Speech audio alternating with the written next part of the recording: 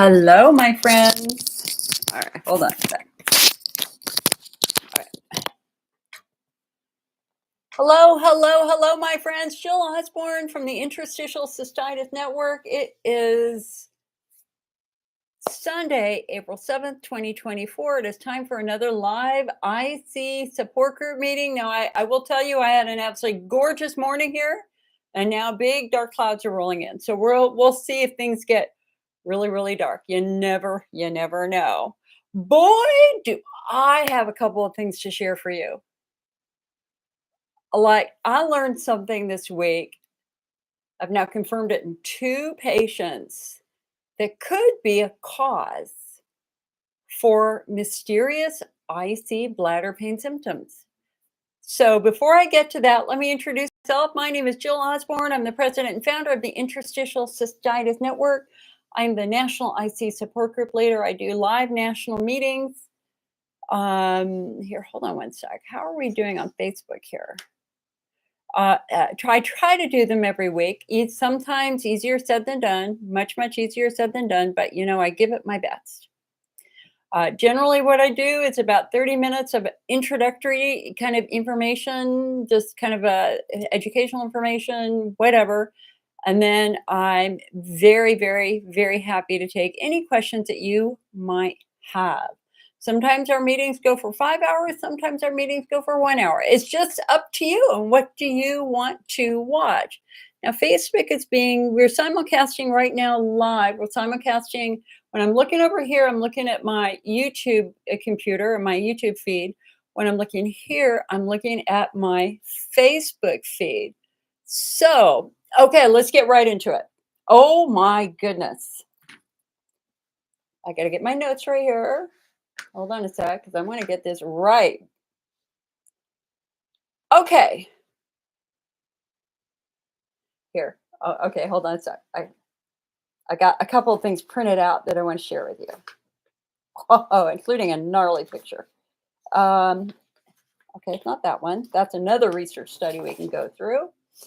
And let me get to my content over here. I always have lots of different windows open.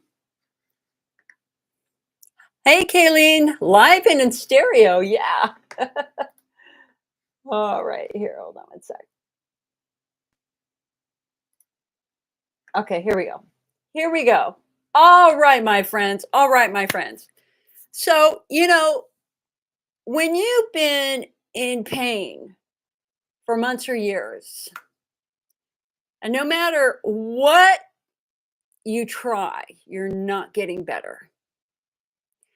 You are the type of patient I want to work with the most because you are an anatomical mystery to be solved. We got to figure out what the hell's going on here. Why are you struggling and in pain?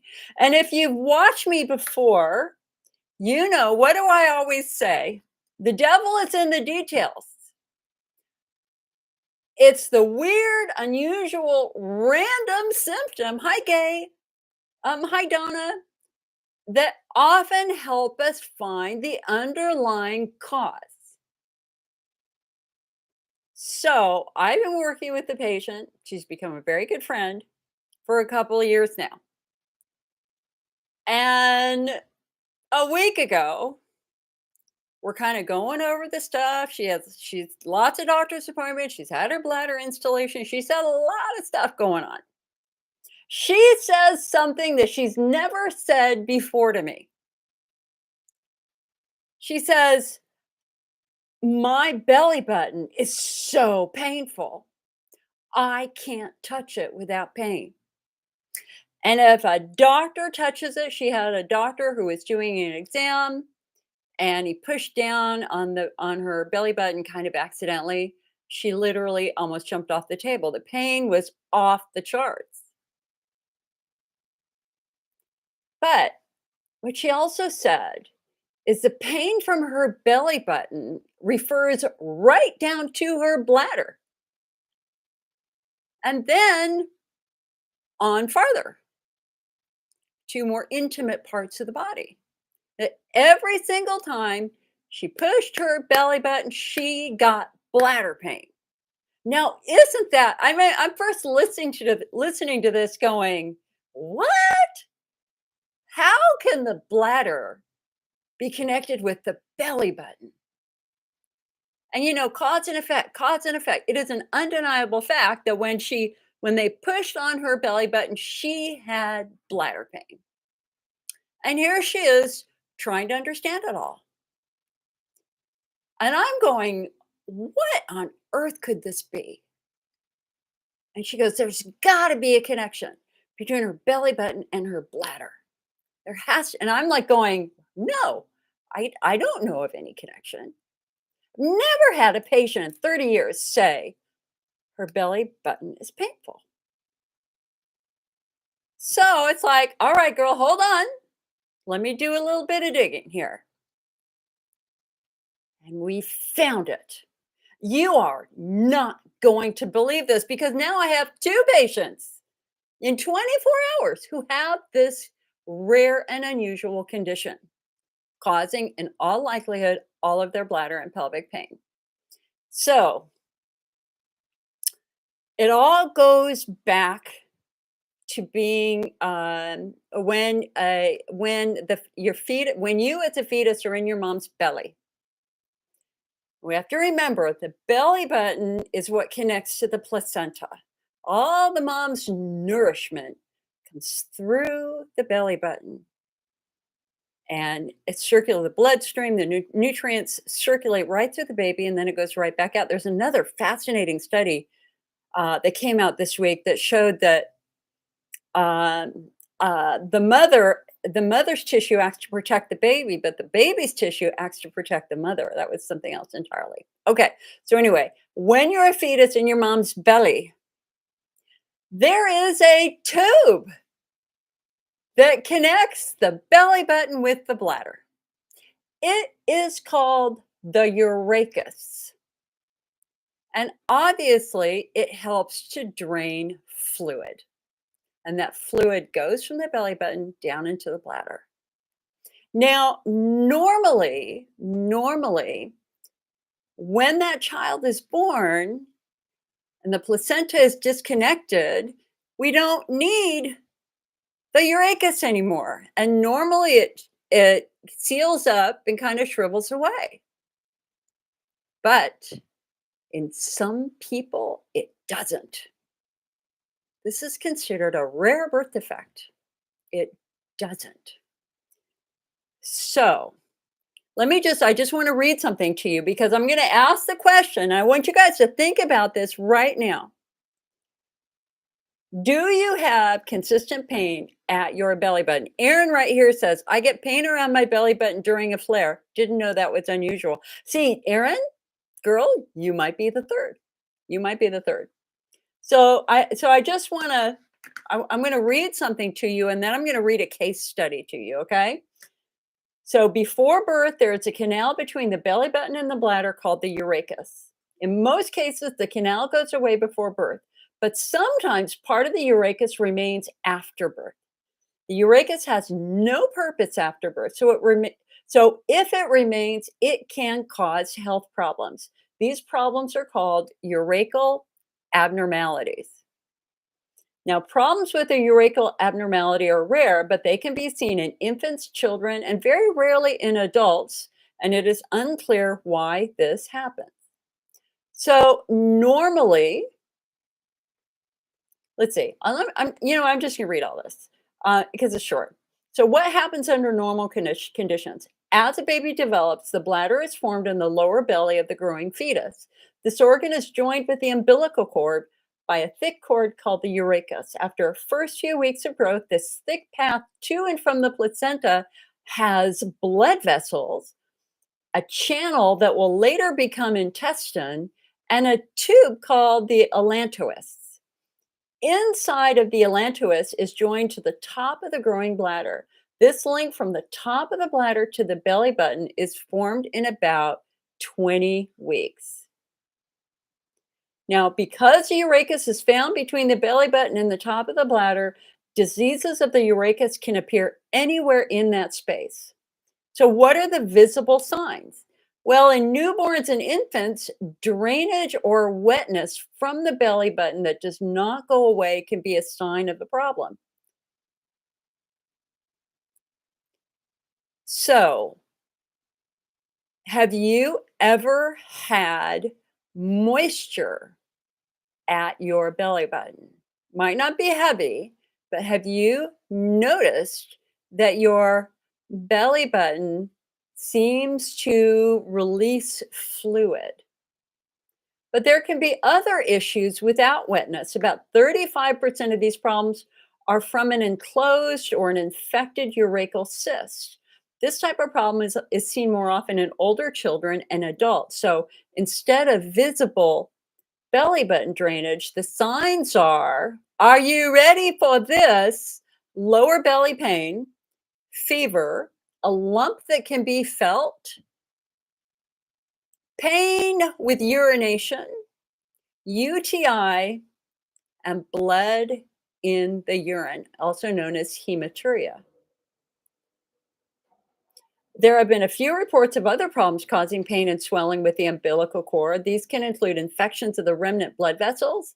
Also, the vitelline duct between the belly button and the small intestine sometimes has its own remnant problems. Sometimes a health problem like appendicitis or ovarian cyst can mimic some of the signs of urachal problems. And so the way they diagnose this is with this an ultrasound. And the way they treat it generally is by surgically removing it.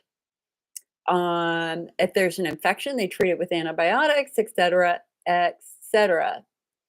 Um, so let's go back to patient number one. Patient number one. She has a visible lump at her belly button, and it's painful to touch. She can't have anything tied around it. And this has been going on for some time. So at one point in time, they thought it was a hernia. So she was scheduled for a laparotomy, which she had last year.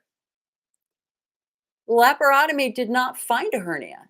The laparotomy said, must be a lipoma, a little thing of fat. They closed her up, sent her to another surgeon, a plastic surgeon, to get the lipoma removed. The plastic surgeon is like, okay, yeah, we can do this, not a problem. We can even do a tummy tuck if you want. Closer and closer, closer to surgery. She has a couple of tests. Plastic surgeon calls her and says, no, I can't do it either because I think that there's something there. I think you do have a hernia. And here she is stuck between two doctors. One doctor says no hernia, one doctor says yes hernia. But are they really listening to her? Because whenever she pushes on it, she gets pain in her bladder.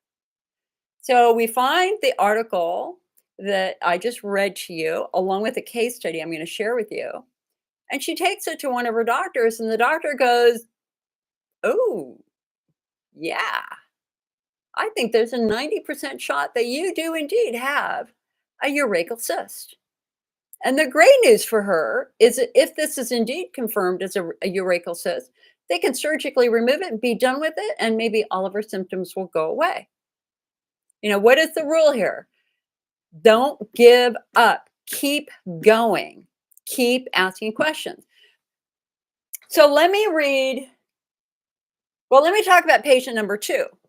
So literally the very next day, I'm talking with another IC patient who comes to these meetings also. Obviously, I'm not going to give their name. We have a lovely conversation. And I say, I want to show you why you should not give up. Because we want to try to figure out what is causing your pain. And I explain, hey, we've got a patient, lump by the belly button. When you push on it, immediate bladder pain. The second patient goes, really? And I'm like, yeah. He goes, so do I. So do I. Only this is a gentleman. He's got the lump by his belly button. They told him it was a hernia. Not quite sure if it's a hernia. And they push on the lump right to the bladder. And then for him, it goes down farther, just like it does for her down into the reproductive tract. 2 in one day. I mean, in 24 hours. How crazy is that? So, I want to share with you this case study because now we have a case study. This is published last year.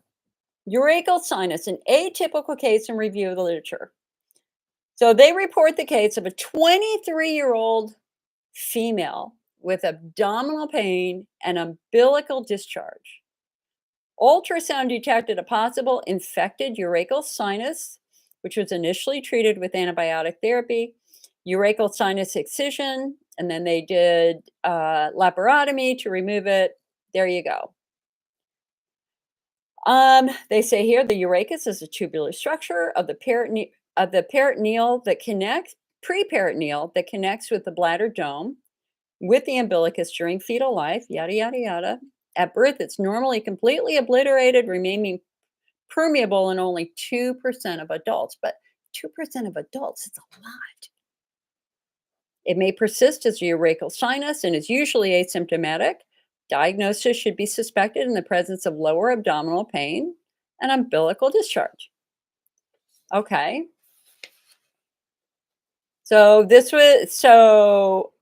Anyway, it's a fascinating case. She had no comorbidity. She went to the ER presenting with 3 days of severe lower pain, pelvic pain, and a foul-smelling, scanty umbilical discharge. She did not have burning with urination or blood in her urine. Physical examination revealed pain at the umbilical level. Her blood test showed mild infection, but urinalysis and urine cultures were negative. Ultrasound was performed where they found the urachal sinus with signs of infection. And basically, they surgically removed it. You want to see a picture of it? It's kind of fascinating. You want to see a tube? There you go. That's what it looks like when they remove it. So it's a tube that goes from the belly button to the top of the bladder.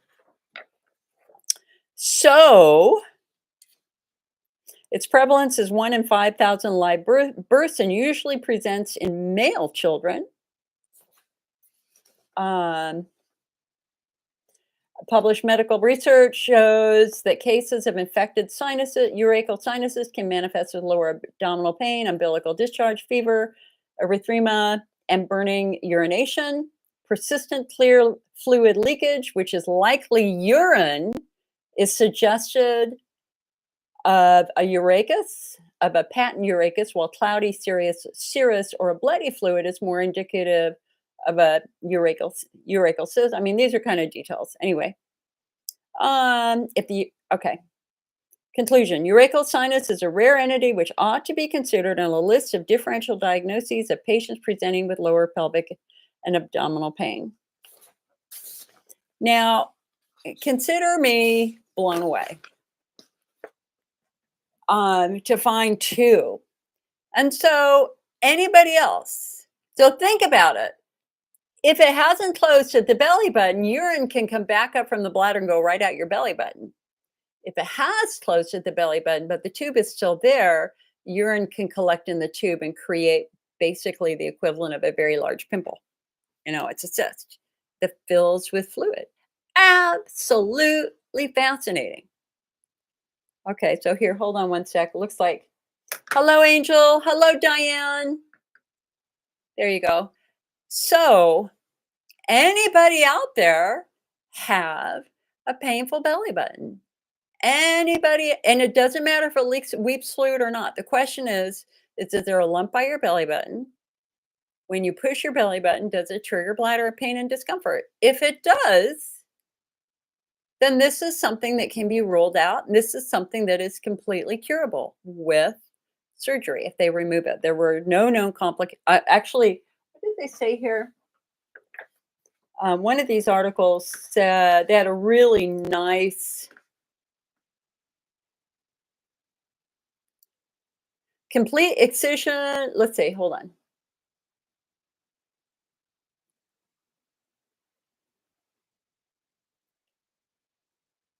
The excision of the urachal remnant is curative, avoiding complications such as fistulas, sepsis, recurrences, and possible malignancy. They do it laparotomy. Um, and this patient had no recurrence. Anyway, absolutely fascinating. So we're going to start asking this question now to patients. Do you have, and as Kayleen said here in chat, her grandmother had ovarian cancer that was diagnosed also from a belly button discharge. Um, Fascinating, right? Okay. Hello, Deborah from Mandeville, Louisiana. Erin says, I get pain around my belly button during a flare. Didn't know that was unusual. I would consider that very unusual. Thank you, Barbara. Barbara says you're amazing. Erin says you're amazing or amazing.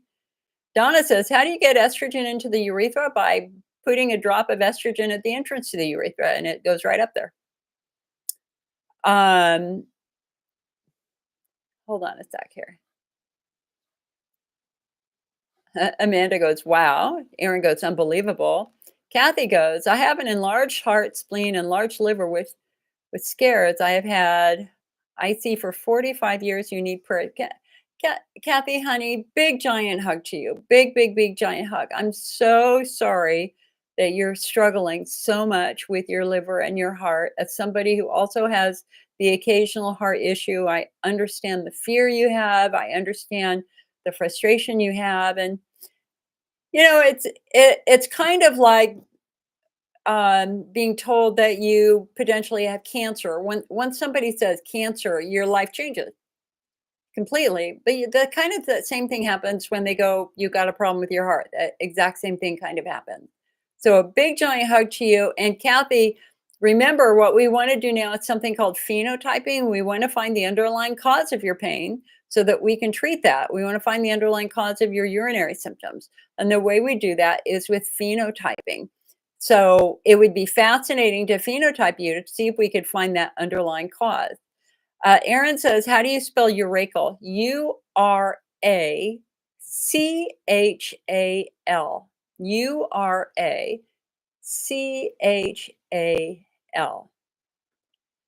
Hello, Anne.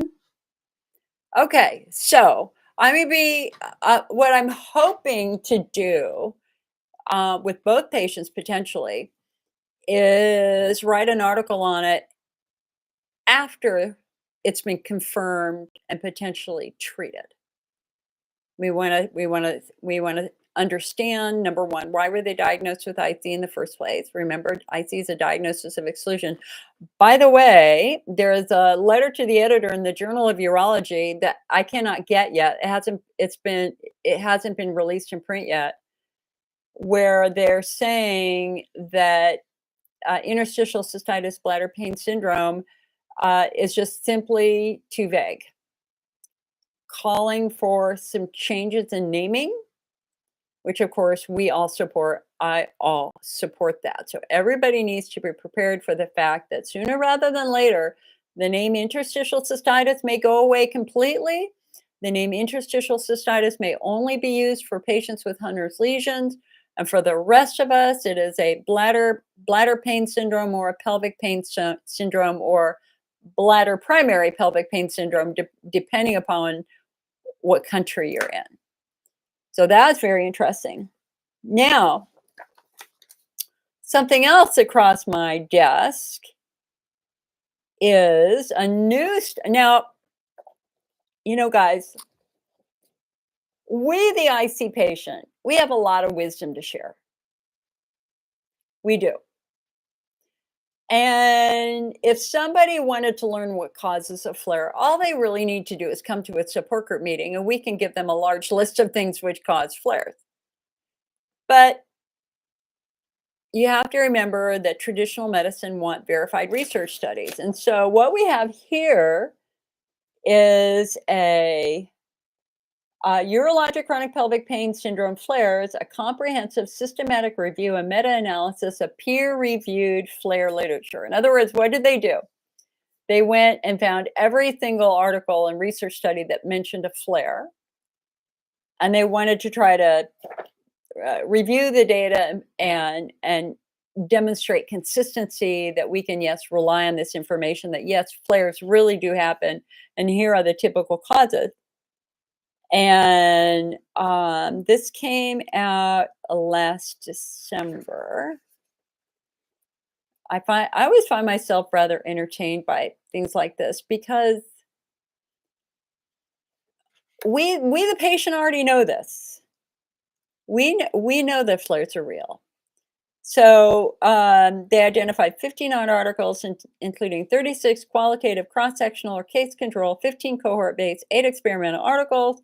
The majority of the studies described North American patients with confirmed diagnoses. Quote, flare, quote, was a commonly used term, but additional terminology like exacerbation was used.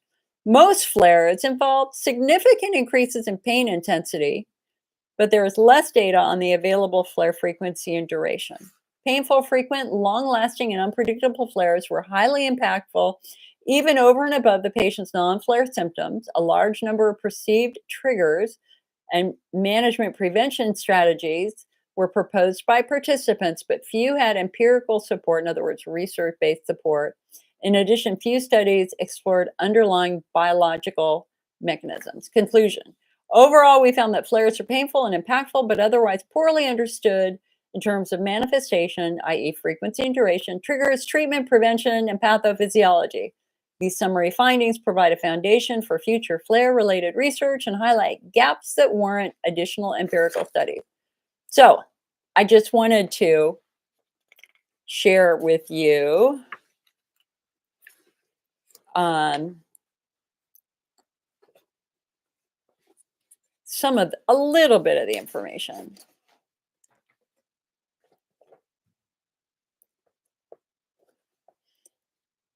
So most participants reported one flare during their lifetime. Typical or recent flare frequency varied considerably across studies. The highest flare frequency was observed for flares of very short duration, i.e. less than an hour. These were defined as urologic or pelvic pain syndromes that are much worse than usual.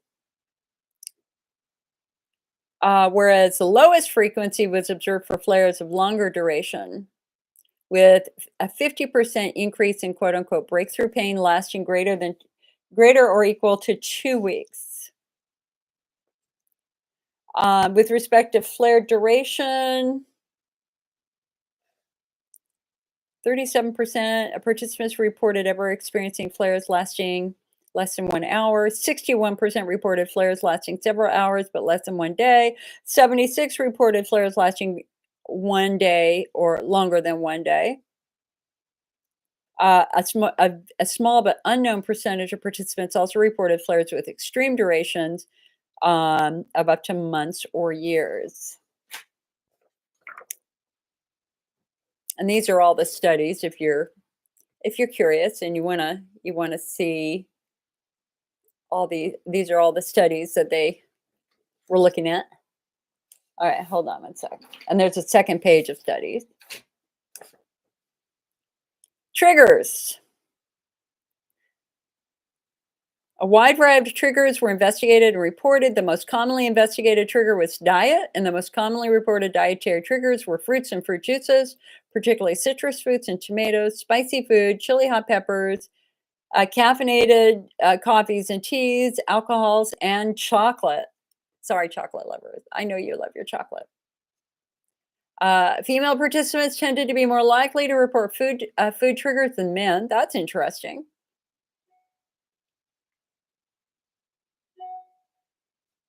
Other commonly reported triggers for stress, physical activity, and in contrast, sedentary behavior, jostling forms of transportation. Well, we've all talked about that. Various infections, infection-like symptoms, menstruation, cold weather, and other cold experiences, such as, and also additional exposures like wearing tight clothing. In a small number of studies that investigated these factors empirically, there's evidence of association for stress, abdominal muscle exercises, vaginal urinary tract-like infections. Okay. Let's see if there's anything else interesting here.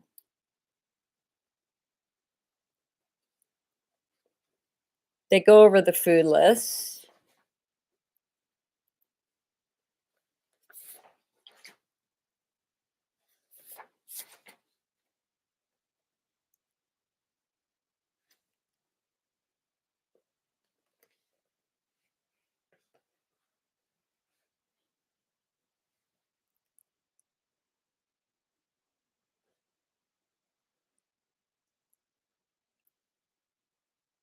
Huh, interesting. They talk about phenotyping a little bit. Our comprehensive review demonstrated that flares are painful and impactful, but otherwise poorly understood. Yada yada yada.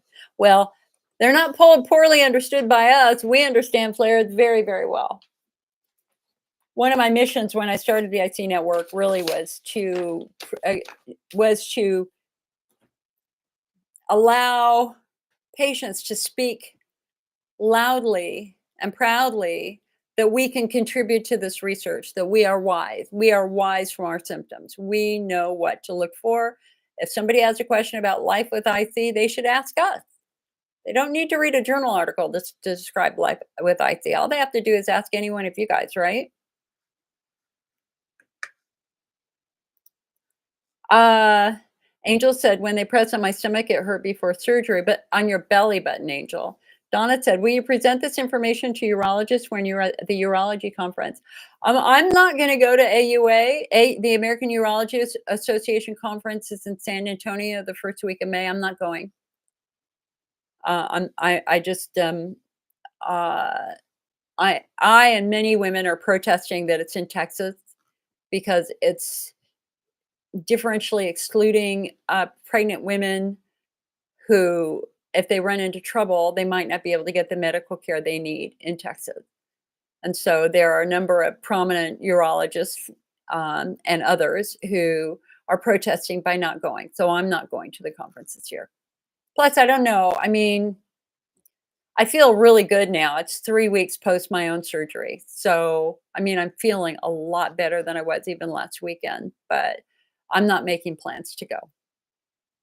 Corianne says, can bad constipation cause a flare? Absolutely. But there are a couple of different mechanisms here. Mechanism number one is that one of the reasons why you may be constipated is because you have very tight pelvic floor muscles, because constipation is a symptom of pelvic floor dysfunction, pelvic floor tension, just like bladder symptoms are symptoms of pelvic floor tension. So concept number one is it tight pelvic floor muscles that's driving both your bladder and your bowel symptoms, which would then explain why being constipated would hurt your bladder. But then the other thing too is just the pressure. If you have what we call packing, which is a rather unpleasant way of describing a lot of stool sitting down in your large intestine and maybe even at your rectum. And you end up getting a lot of pressure down there that can actually push against your bladder and irritate your bladder. So, absolutely, constipation can cause it. But remember that to have healthy bowel movements, you need to be eating 20 to 25 grams of fiber if you're a woman, 25 to 30 grams of fiber if you're a man. If you're pooping hard rocks, you're not eating enough fiber and you're not drinking enough water. I was working with a patient this week. We really went over this. She was really struggling with constipation. She was pooping very hard rock. She was having a lot of pain from it. And it had never dawned on her that fiber content and her diet was contributing to that. She just really didn't understand that. And so I suggested downloading a fiber chart and really looking at what she was eating to try to count up her fiber to see where she was.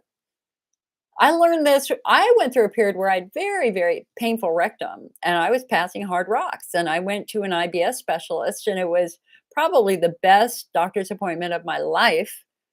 That's one thing she said is, so how much fiber do you eat every day? How many grams? I went, I have no idea. Nobody's ever asked me that question, but I'm sure it's good. She said, go home and count it up. I did. I was eating 6 grams of fiber a day. That's it. No wonder I was passing hard rocks. Now that I'm up at 20 grams of fiber a day, let me tell you, things are good. And what's interesting, I can still remember I had been dealing with very painful bowel movements for, many, many, many years, many years. I mean, because of IBS and spasms and all that sort of stuff, that was just my life, was very painful bowel movements. I often got nauseated or even a little bit of vertigo afterwards. And then once I got my fiber content up, I can still remember I had a normal urge to have a bowel movement. It didn't hurt at all, and I walked out going, "Wait, what? Well, is this the way it's supposed to be? This is normal life to be able to have a normal bowel movement with no pain?" It was shocking to me. And now they're pain-free 99% of the time because I love my peas and I love my beans.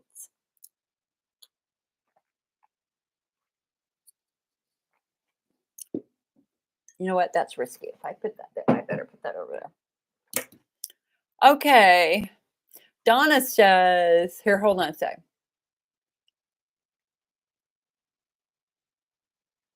Lizzie says, why are the flares always worse at night and before bed? Well, because you're less distracted at night. There's a lot of distractions during the day.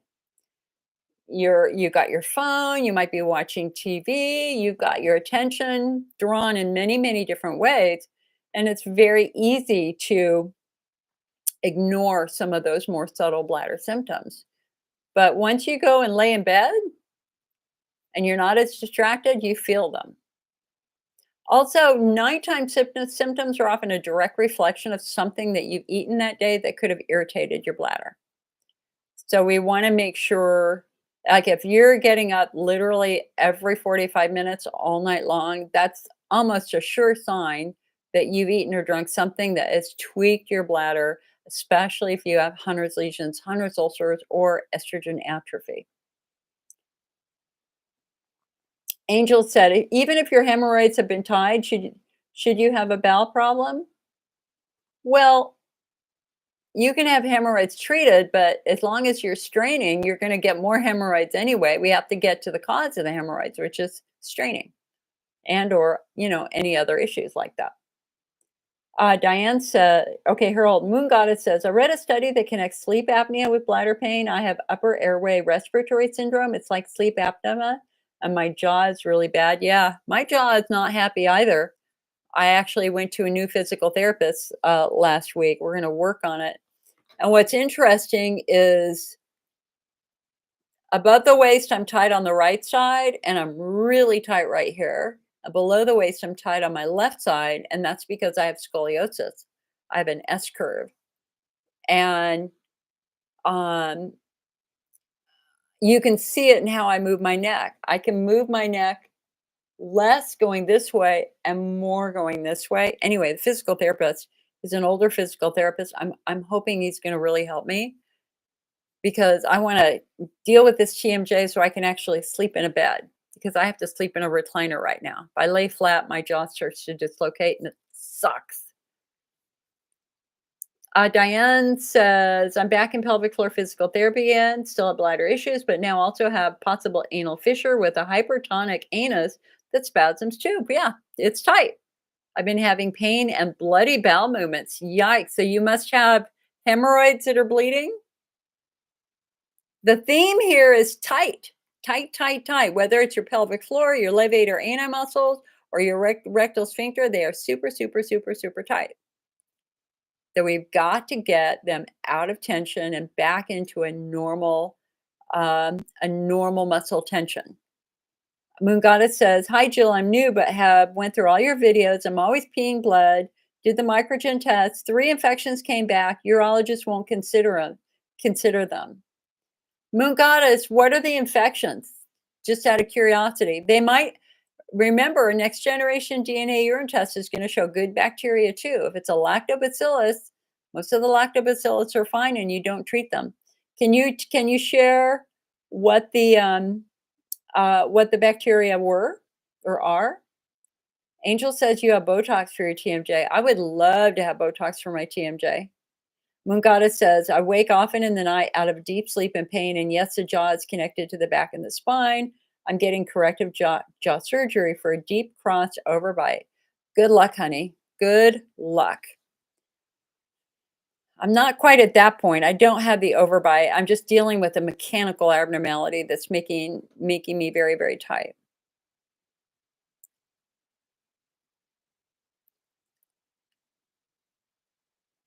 Okay, hold on a sec. Facebook, you guys, hold on one sec. Donna said, okay. Donna said, what about medications inducing a flare? I started a statin drug and 2 weeks later I had a bad flare. Always look at the potential side effects on that drug information sheet. Bladder pain can happen, can certainly happen with some meds. I have gone through 4 blood pressure meds so far to try to find one that did not give me side effects. And they didn't cause bladder pain, but they caused other issues like one shut down my thyroid, and we're trying to wake my thyroid back up. And I only took the med for a month, and it totally messed up my thyroid. Jerry said, I had my interstim removed. Now I have pain above my pubic bone. Should I get the interstim put back in? Why would I have pain in that area? Well, does the interstim block the pain, or is it just for urgency? You removed the bladder pacemaker 1 month ago. My urgency is gone for now. That's good. Is this what they considered pelvic pain for IC? I've had IC for 9 years. I'm also going through a lot of stress. Okay, so Jerry. So let me get my model here real quick. Stay.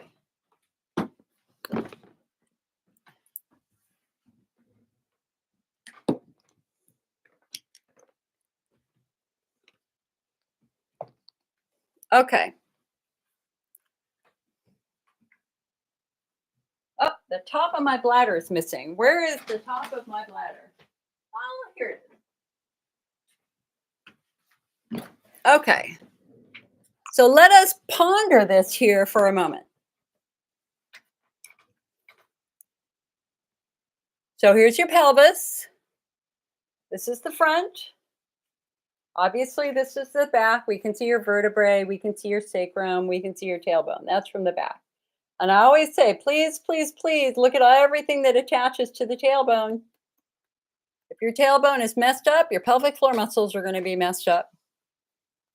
So if you've ever fallen on your tailbone, broken your tailbone, that could be one reason why you're struggling with bladder and pelvic pain. All right, so if we turn it around, what we can see here is your pubic bone. Bones, plural. It's called your pubic symphysis, and they're actually connected. Sometimes in pregnancy and childbirth, they lose their connection and it starts to open, and it's a devastating condition for women who, and getting the pubic bone back into place and connected is quite daunting. And if we look inside the pelvis, we can see our pelvic floor muscles. So where is the bladder? Okay, hold on. I got to put my bladder together here. Okay. So the bladder basically sits right here, right above and behind the pubic bone. So when you push in right above your pubic bone, and if you feel tenderness, then you're pushing in on your bladder. So concept number 1 here, Jerry, is that your bladder may be tender, or your pelvic floor muscles may be tender. There may be something else going on there. You say, should you have the interstim put back in? No. Why would you do that? Interstim is not approved for pain. It is specifically not approved for pelvic pain. And so we have some doctors who like to say, yeah, there's a slight chance that it might help with pain, but I don't see that as a motivating reason to put the interstim back in yet. What I want to know is what's causing that pain. And so I would want to know, concept number 1 is, have you had a pelvic floor assessment? And concept number 2 is, how's your bladder? Because number 1, you just had the surgery a month ago. So you could still be dealing with some post-op recovery issues. I had major surgery 3 weeks ago, and I'm still dealing with my recovery, and I'm not gonna be able to lift heavy things for another couple months. I've got 5 incisions on my belly right now. So, number 1, this may just be typical post-op recovery. Um, the good news here is that your urgency is gone. That's fantastic. And since InterStim is approved specifically for frequency urgency, and the fact that your urgency is gone, again, would say maybe it's not the right time to go ahead and have another surgical procedure, and the risks associated with that surgery, and there are substantial risks to InterStim. Deep tissue MRSA infections, one of them. Um, Also, you say you're going through a lot of stress. And of course, when we're in periods of very, very intense stress, fight or flight turns on, the amygdala in our brain turns on. There's a lot of adrenaline circulating through your bloodstream. What does that do? It raises your blood pressure, that raises your heart rate, and that tightens your muscles. So, I don't know what's causing the pain above your pubic bone.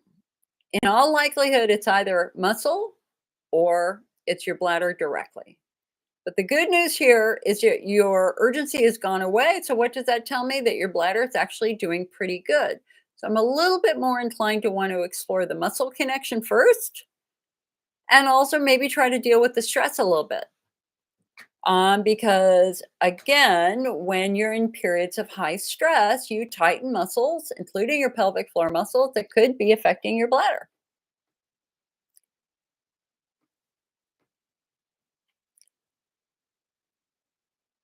Getting back to Moon Goddess here on YouTube, she says she has Proteus mirabilis, E. coli, and Serratia maricens, and you have a vaginal swab streptococcus,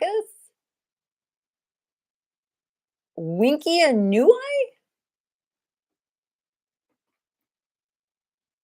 Winkia nui.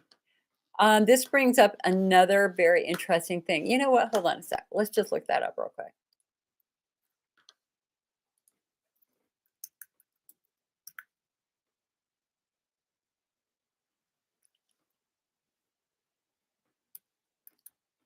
Um, Moon, did you come into um, Zoom last week after our support group meeting? Did we already go through this? Winkia nui is a species. I mean, Winkia nui sounds like Tinkerbell. It doesn't sound like it's terrible. It is known to live commensally and on and within humans as part of the normal healthy microbiome. Okay, so Winkia nui does not appear to be that much of an issue. Um,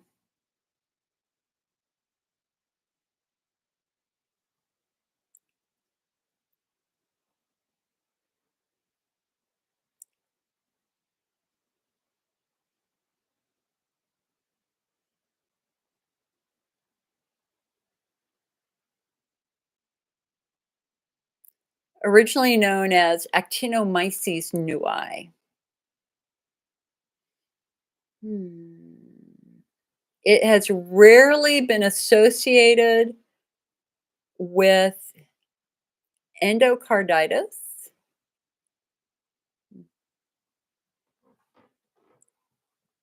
Hmm, interesting. Okay. So, why do some doctors not want to treat some of these infections? Well, number one, they may not have the training. Number two, they may be very, very reluctant to give you intense, high dose antibiotics. We have antibiotic stewardship programs now to try to reduce the overall use of antibiotics so that we can reduce the um, the number of drug-resistant infections that are circulating out in our community right now. That's very, very important. We're trying to reduce nosocomial infections, infections from hospitals that can be terribly difficult and antibiotic resistant. I think that that's worth a phone call to the company, Microgen, to see if you can talk with one of their experts, to see if they have some insight for you. Um, and most importantly, we want to try to understand why you might be more prone to UTI. Concept number one is estrogen atrophy and aging. So if you're on birth control, if you're using Lupron for endometriosis, if you are getting older, you're in your 40s, 50s, 60s, as those estrogen levels drop, your bladder's ability to defend itself from infection also drops because you lose that thick coating of mucus that normally bacteria have to chew through. I mean, your bladder defends itself with a really thick coating of mucus. Your bladder's wet on the inside. Your bladder's like your mouth. And that mucus is a barrier. It's a thick barrier that pushes bacteria and fungus away. Unfortunately, that mucus is estrogen dependent. So when you're young and have lots and lots of estrogen, you have lots and lots of mucus, and it's going to be much harder for a bacteria to infect you. When you're older, or you're using birth control, or you're taking Lupron, your bladder doesn't get the estrogen, therefore it doesn't have a lot of mucus, therefore you're going to be much more vulnerable to UTI. The postmenopausal woman, recurring UTI patient, what research continues to find is that 24 hours before the bacteria arrives in the bladder, it's usually living in the vagina quite happily. This then led the researchers to ask, well, wait a second, what's happened to our vaginal defenses? And the answer goes right back to estrogen atrophy. So generally, if you've had 2 infections in 6 months, 3 infections in a year, when they identify the bacteria and they identify an antibiotic they would like to try, normally they will also give you a topical estrogen to use vaginally to boost your vaginal defenses so it does not become a safe haven for bacteria. The bacterial infections are the effect. We have to focus on underlying cause. Why are you vulnerable? And that loss of estrogen, that thinning of the skin is a very, very common reason why. But the second reason why could be a problem with your immune system. And so I was working with a patient who had the most unusual bacterial profile I've ever seen in a next generation DNA test.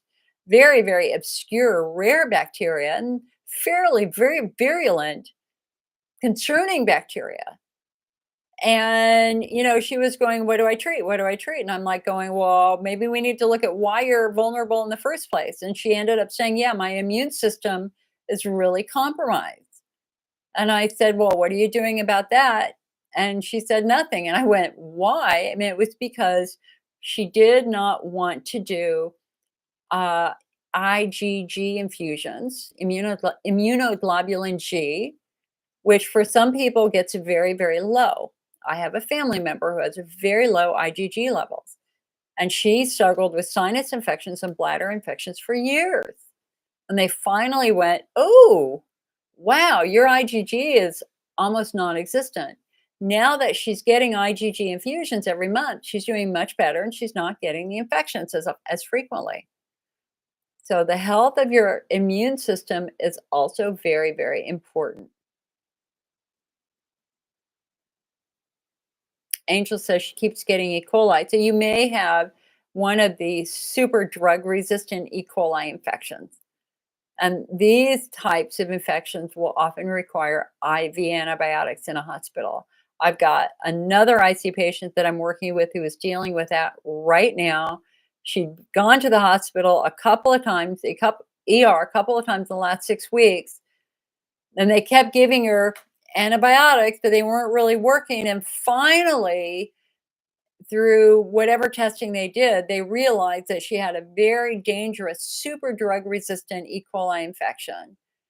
And she went on Rocefsin, and if that was not working, was going to be doing IV antibiotics in the hospital inpatient for a while to try to kill this freaking infection.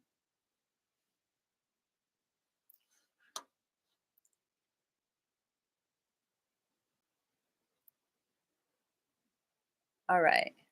Tarnisha says flaxseed, chia seed, lots of water, certain fruits, and walking helps with constipation. Judy says I have SIBO and I just can't do a lot of fiber, sadly.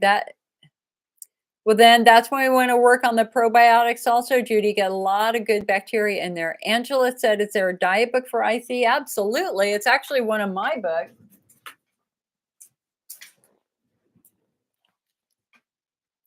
The IC Chef Cookbook is one. We also have Customizing the IC Diet by Julie Beyer, who is the first registered dietitian who dedicated a career to IC. It's a blue book. And we also have a massive amount of diet information over on the IC Network website, and that's all free. Also, if you become a IC Network member, our top membership, you get a free copies of this and our other books as downloadable files. But you can order that book on the IC Network website. But before you do that, go on over to icnetwork.org and just read our diet section. There's a massive amount of information in there. Let me move this over so you can see this a little bit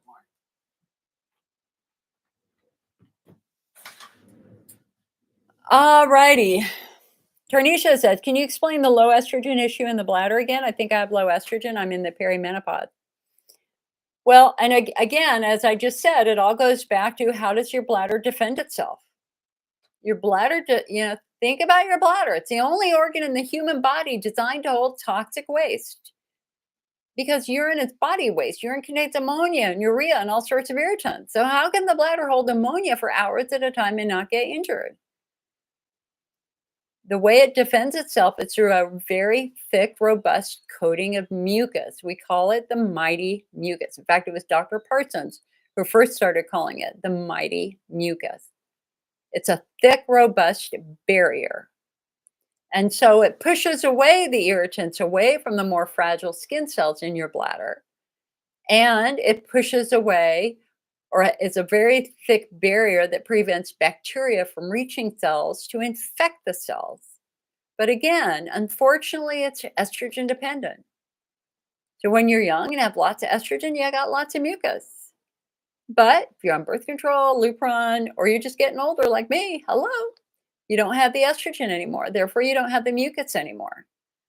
Which means that cup of coffee you used to drink in your 30s and 40s, all of a sudden your 50s hurts.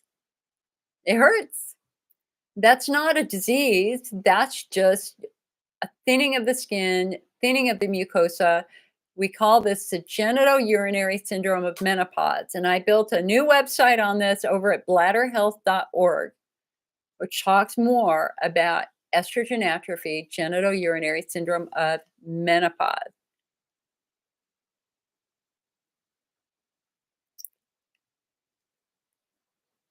Corianne said, I went through a week of severe constipation, rectal pressure. Now when I go to the bathroom, 1 or 2, I have severe pelvic pain afterwards, on and off throughout the day.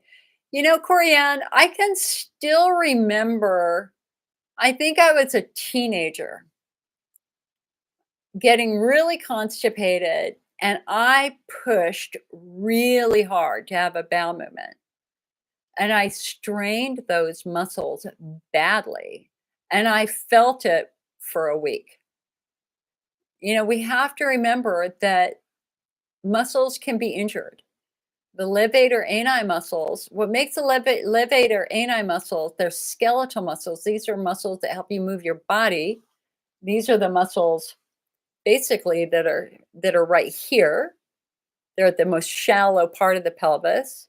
So what makes these muscles very special is that they're the only skeletal muscles in the human body that also control major bodily functions, because there's 3 holes in it. There's a hole for the urethra, there's a hole for the vagina in women, and there's a hole for the rectum.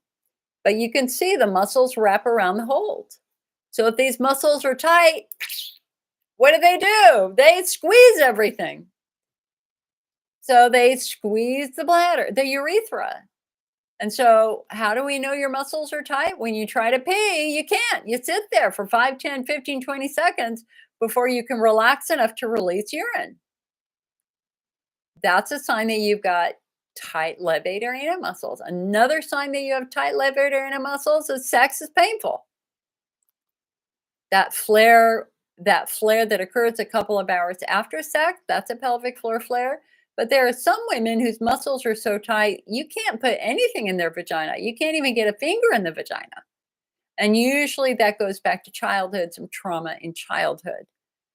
And of course, if you've got tight levator ani muscles around your rectum, you're going to have a hard time relaxing those muscles to release stool. Whenever I have rectal pain now, which is not very often, thank goodness, because I'm not straining anymore like I used to, I'm having normal bowel movements, praise God, hallelujah. But the moments that I do have rectal pain, it's always the muscle right around the rectum. So what I do, let's see, look, if I put Delma, okay. So basically, whenever I have rectal pain now, the very first thing that I do, and I'm just going to get rid of that, is I touch the muscles on either side of my rectum to see if they're tender. And because usually it's not my rectum itself that's tender, it's the muscles right here. And if they are, I know what to do. I've got to work on relaxing that muscle. Sharon says, I've been on a methenamine 1 gram for years. Is that okay? I don't think so. But let's look. Wait, rather than doing it on that computer, let me do it here. Let me do it on this computer. I have to refresh my memory because first when you said that, I was thinking azo. Methenamine.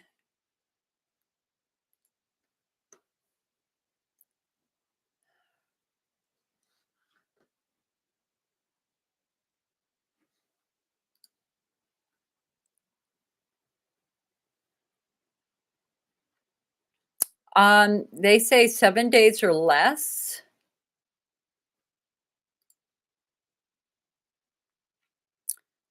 Many people using this med do not have serious side effects. Taking higher than recommended doses of methenamine may cause bladder irritation, painful or frequent urination, bloody or pink urine.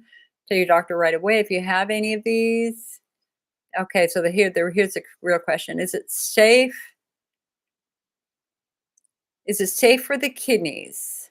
Patients with severe kidney disease who take methenamine may have an increase in side effects that affects the kidneys. I would talk to your pharmacist and have them look in the physician's dex reference, the PDR, to look for other potential side effects associated with the use of methenamine. It can cause blood in the urine, swelling of arms and legs, ringing in the ears, diarrhea, vomiting, upset stomach, skin rash, increased urination, lots of appetite, mouth ulcers, muscle cramps, shortness of breath, and worsening symptoms. And see, I mean, honestly, Sharon, one of the things that we consistently see in the IC patient population is what I call chasing the symptoms. That you're just taking you're taking a wide variety of meds to manage the symptoms, but you're not focusing on underlying causation. We don't want to, in the old days, we were all told that we had incurable bladder disease. We were all given antidepressants, antihistamines, and Elmeron, sent home. And many patients did that for decades. But they never got better. They still flared. Why? Because it didn't treat the underlying problem for many of us. And in fact, what the research shows is 85% of us are actually more neuromuscular as compared to bladder wall driven. That's why we phenotype. So I would challenge you and say, Sharon, are you taking that to chase the symptoms rather than trying to focus on the underlying cause? And have you been phenotyped? Do we know what your phenotype is? Because if your phenotype is pelvic floor driven, then you need to put the money from the methenamine into pelvic floor physical therapy, et cetera, et cetera. Judy said, so if I have Sjogren's, which can cause dry mouth and dry eyes, could this mean that my bladder is dry as well, which can cause dry mouth? I don't think, hold on.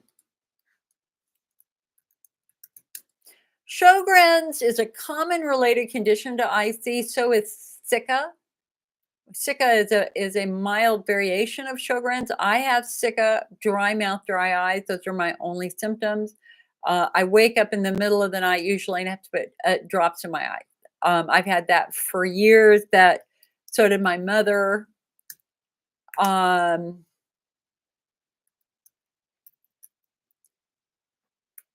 so that would potentially put you in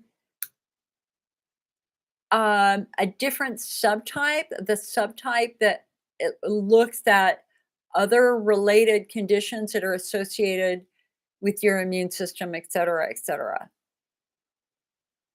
Vaginal dryness is common with Sjogren, so it's not a stretch to also say that it could be causing some bladder dryness also as well. So in our 5-point subtyping system, which is, I mean, so we've got a 3-point system used by the AUA and used by our government. That's bladder driven, pelvic floor driven, widespread pain, central nervous system driven. Then Chris Payne has the 5-point system where he gives a little bit more diversity to really fine tune that diagnosis. And then Curtis Nickel gave us a 9-point phenotyping system, but none of them have included an immune subtype, when I think there probably is an immune subtype in the IC patient population.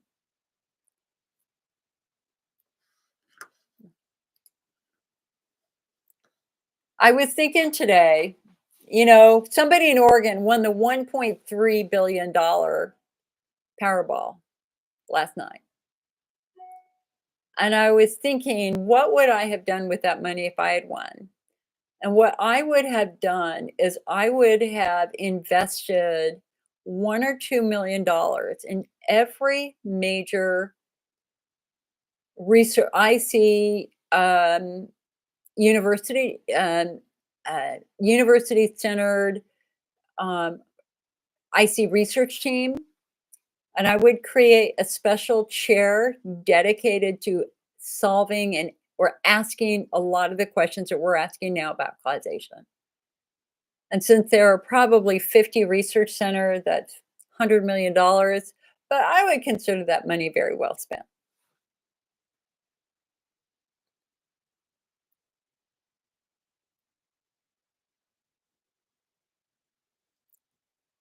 Mary Jo said, been in a bladder flare for 18 months, on Elmeron 6 months now, had a cystoscopy last week, bladder very angry with a bladder stone. Doc removed it. What do you think about me developing a bladder stone? Well, bladder stones can happen if you're not hydrated well and you're not allowing, I mean, one of the things that happens commonly in some IC patients is they stop drinking water. And because they don't want to pee all the time. And so your natural thing is, well, if I don't drink water, I don't have to pee. So fine, I just don't have to pee. I'm not going to drink the water. Well, the problem is if you allow your urine to get super concentrated like that, minerals start to precipitate out of that urine. Another thing that happens for anybody who's had a Foley catheter, the longer the catheter is in, the more the minerals in your urine crystallize and attach to the catheter. And those crystals are sharp ooh, I almost swore. You know what I mean? They're sharp mother efforts. I say that because if you have a Foley that's been in there for 6 weeks and you try to remove it, it cuts the hell out of your urethra because of all those crystals. And so these patients are literally cursing because they've cursed at me over the phone and told me about it, which is why I automatically almost swore about that. So making sure that you're well hydrated is very, very important. We want to make sure that no crystals are precipitating out of your urine. Sometimes, though, it happens. So it's working with a patient who had a bladder stone and she had been traveling. She'd flown to Europe. And she didn't drink on the plane. And when she was in Europe, she just didn't drink a lot. But when she was drinking soda. And of course, her bladder started bothering her on the flight over. She was there. She was uncomfortable. She came home. She didn't drink fluid for the 12 or 16-hour flight home. When she finally got to her house and she started drinking urine, she was in terrible shape, very, very severe IC flare. And when actually, that was the onset of her symptoms that led to her very first appointment with the urologist. When they looked in her bladder, they found a bladder stone, and that was just from massive dehydration. The good news is it's gone now, and so hopefully your bladder will calm down. Mary Jo, but the other question is, why are you on Elmeron? Elmeron is now associated with severe retinal disease and blindness. And so Elmeron has been pushed to the side by many, if not most, of the clinicians out there because of its associated risks. There are hundreds and hundreds of lawsuits that have been filed in the last year of patients with severe retinal disease and some patients who are blind. So why are you on the Elmeron now when there are other things that you can do that are safer potentially?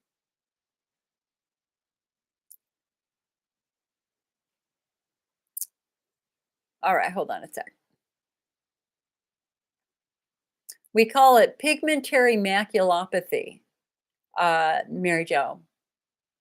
We have a lot of information. There's a black box warning on Elmeron now. Nobody should be saying there's no risk.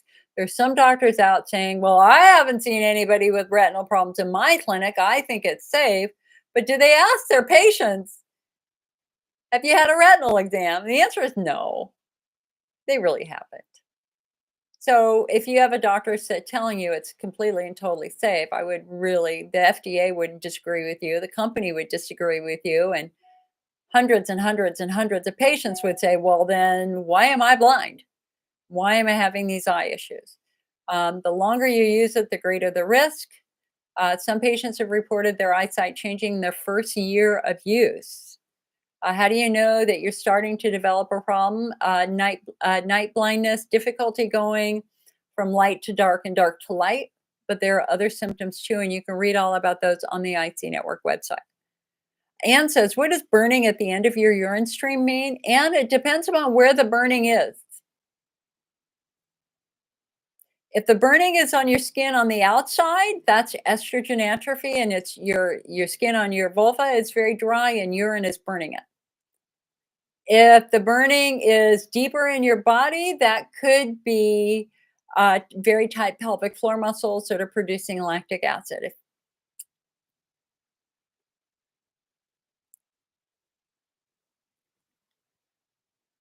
Sharon says it only helps. I still get UTIs a few times a year. I can't stop it. Sharon, you want to look at some of there are some new supplements now, Allura, ELLURA, or Prevent.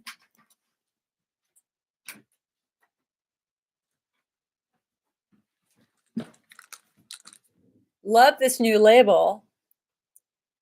Prevent is actually the best-selling product from Natural Approach Nutrition. And it is a combination of D-mannose and proanthocyanidins, and it's for women who get recurring UTI. And so this has become very, very popular in patients struggling with recurring UTI. It's half the price of Allura. So it's worth a shot looking at something like this that is not necessarily going to have that same risk of side effect.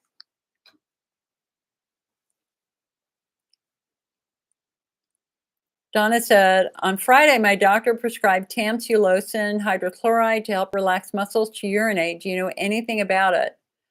Well, it's often prescribed for men, to men, not so much women. It's targeting, if I remember correctly, the smooth muscle of the bladder as compared to the skeletal muscle or striated muscle of the pelvic floor. Um,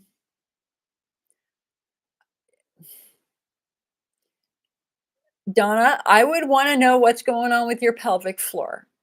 Because really, when we look at patients who are having trouble urinating, usually it's because they have very, very tight pelvic floor muscles. And pelvic floor physical therapy is ultimately the way to fix it and be done with it so that you can urinate again. We don't want to cover it up with meds. Let's get in and work with the muscle directly to fix the darn muscle so that you're not struggling anymore. And that means physical therapy. But there are some women who don't, and men who don't want to do physical therapy because they don't want anybody touching them down there. But come on, guys, physical therapy outperforms every bladder treatment like 2 to 1. If we can make your symptom, I mean, it's why I'm symptom free now. My IC is gone, my IBS is gone, my vulvodynia is gone. I have normal bowel movements. I urinate normally. And anytime I start to get a little funky, I always know it relates directly to my muscles. I'm not going to cover that symptom up with a med. I'm going to actually get in there and work with my muscles. I have a glass wand that I use internally, and I can normally reduce that muscle tension in less than 5 minutes.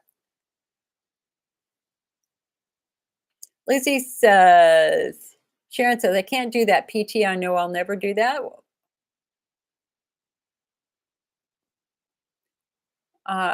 Sharon, we should talk. Lizzie says, is it better, safer to use vulva cream or estrogen cream? Estrogen cream is always going to be better because you know what happens when you put a raisin in a glass of water? The raisin immediately absorbs water and plumps up. Well, that's what happens to your dry skin cells when you give them estrogen. When you give the skin estrogen, they plump up and they start to produce your own natural mucus. So the most natural thing you can do is actually give your skin down there estrogen.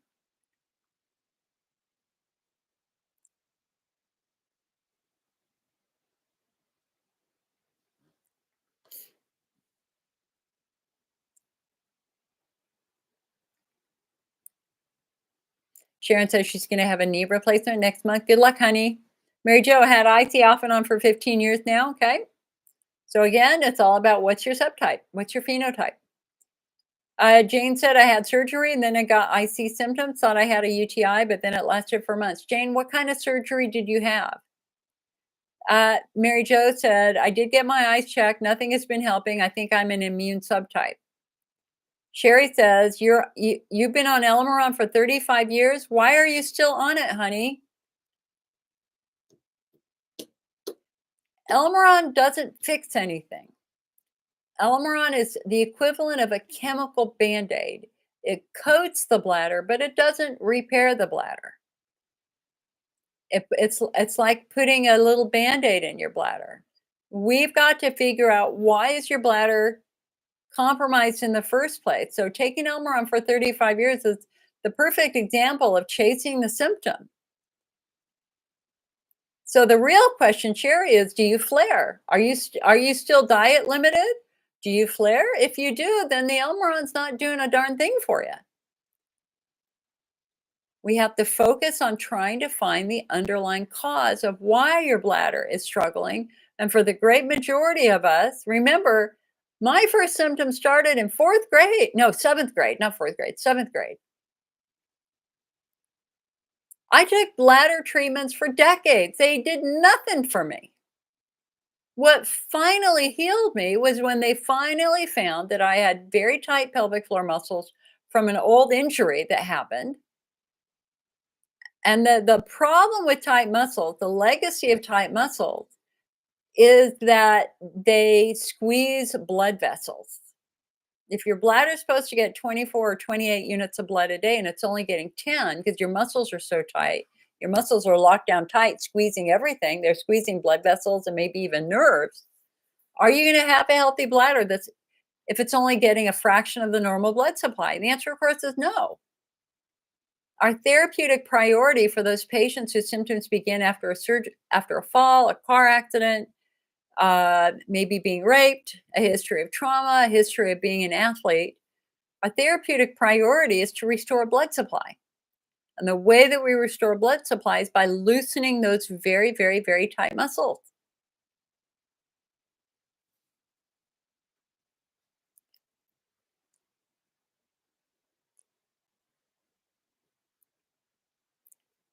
Mary says, what exactly is pelvic pain in a woman? Any pain below your belly button. Can be centered, left side, right side, etc., etc. Donna's starting physical therapy next week. Yes. Anne said, PT got me down from peeing 19 times a day to half as much. Excellent. Hey, Loretta. I see Loretta. How about a painful tongue as well? Yep, that whole painful tongue, actually, we call it burning mouth syndrome, is actually often caused by menopause. Just again, that lots of estrogen drying everything out. Dry mouth hurts, dry tongue really, really hurts. Sherry says, "That's what my doctor has me on." But 35 years is a long time, hun. We have I mean, that's an old, old treatment. We have lots of new treatments now. We have new supplements also that do what Elmeron does without the side effects and the risks of eye disease. We do phenotyping now. If you are a brand new patient going to one of the top doctors at the very first appointment, they're not going to give you Elmeron anymore. What they're going to do is go, okay, let's see what group you fall into because we've got distinct patient groups now. Patients with Hunner's lesions, that's one group. They're going to do Hunner's lesion treatments and maybe antiviral meds because now we know lesions can be caused by viral infections. There's the bladder wall group, which can be a chemical injury to the bladder. Patients who get icy symptoms because they've gone through chemotherapy. The chemicals of the chemo really badly damage the bladder, or they drink way too much Mountain Dew or Diet Coke, stuff like that. Your bladder can be injured. Just like any other part of your body, your bladder can be physically injured, and it's physically injured through toxic chemicals mostly. And so that's going to be massive amounts of acid that you're going to see in diet sodas, artificial sweeteners, et cetera, or again, chemotherapy. So we want to see where that group is, but that's actually a small group. Our biggest group of IC patients are patients who are muscle driven. And so these are the patients whose symptoms began after a car accident, a fall, a history of athletics, falling on your tailbone, breaking your tailbone, being sexually abused. Tight muscles can cause all these bladder symptoms, frequency, urgency, pressure, pain. In fact, tight muscles are more notorious for causing bladder symptoms than, say, estrogen atrophy or chemotherapy. So how do we differentiate between the two? Well, it's about when is your pain the worst. If you have pain on bladder fill that gets better when you pee, then we start looking at the bladder wall. But if you have pain after you urinate, then we often start looking at the pelvic floor. But even more so is when you sit on the toilet to urinate, can you pee on command? Man, if you can sit on the toilet and pee like a horse, your muscles are great. But if you sit on the toilet and you hesitate 5, 10, 15, 20 seconds before you can relax enough to release urine, your muscles are toast. That's not normal. If you stop and start, if you have a thin stream, if you have pee envy, where you're in a public toilet and you're sitting on the toilet, stopping and starting, as a lot of us do, and somebody comes in next to you and they pee like a horse, you just go, how do they do that? How can they pee like that? It's crazy. Our next group are patients with positional symptoms. They're fine when they stand, but when they sit down, it hurts, or when they bend over, it hurts, or they have pins and needles, or areas of numbness, or sciatica, pain that shoots down their leg, or they have pudendal neuralgia, or PGAD, feeling aroused, but it's painful. If your symptoms are very positional in nature, we're going to look at muscle squeezing nerves. And again, our treatment for this group is to figure out which nerve is being compromised, release the muscle that's squeezing the nerve, and then we also have to physically calm the nerve down. Then our last group is actually the most interesting group because it's also mine. That's a widespread pain group. And everybody now understands around the world that there are distinct patient groups with their own unique treatments. So if you've got multiple pain conditions, the IC, the IBS, the vulvodynia, the TMJ, the fibromyalgia, migraines, if you have very sensitive skin like I do, or a wicked sense of smell, you can smell things that other people can't smell and smells drive you crazy. That's the widespread pain group. And Elmeron will do nothing for widespread pain because widespread pain is being driven by the central nervous system. And we know how to treat it now. We have patients with widespread pain have a brain that is living in a constant state of fight or flight. The 24 hours a day, 7 days a week, and I was one of those patients for many, many years. That brain thinks your life is at stake and it's trying to protect you. So, being in extended fight or flight for very, very long periods of time causes the entire central nervous system to become more sensitive. And so, therapeutically, what we're doing for this group of patients is we're trying to get that brain out of fight or flight, and we're going to use treatments that calm the sensitive nervous system down, specifically palmitoyl ethanolamide PEA, which is an over the counter supplement, or maybe gabapentin, which is a prescription. So we have to figure out what group you're in to really figure out, what the treatments are now. Because most people, and again, if you look at our guidelines, what have we learned in the last 30, 40 years? Bladder therapies don't work for the vast majority of patients. Why? Why are you still flaring if you're on Elmeron? Because maybe it's not your bladder. It could be your tight muscles and something else. Or like I started, so for those of you who came in late, let me just repeat how I started this meeting. So, if you've talked to me, and I do patient coaching every day, you are an anatomical mystery to be solved, 100%. We have to try to find underlying causation. What could be triggering your pain? And what do I always say? The devil is in the details. Often it's that weird, random, unusual symptom that you have that you don't tell anybody about that helps us figure out what the underlying problem is. And so I've got a patient. We were mind blown this week. I've been mind blown twice this week now. Because I found two patients who have this rare condition. Okay. So I've worked with one patient who has become a good friend of mine. Been a couple of years now. And she said something to me she's never said before last week. She said, Jill, whenever they touch my belly button, I basically scream. She's got a lump by her belly button.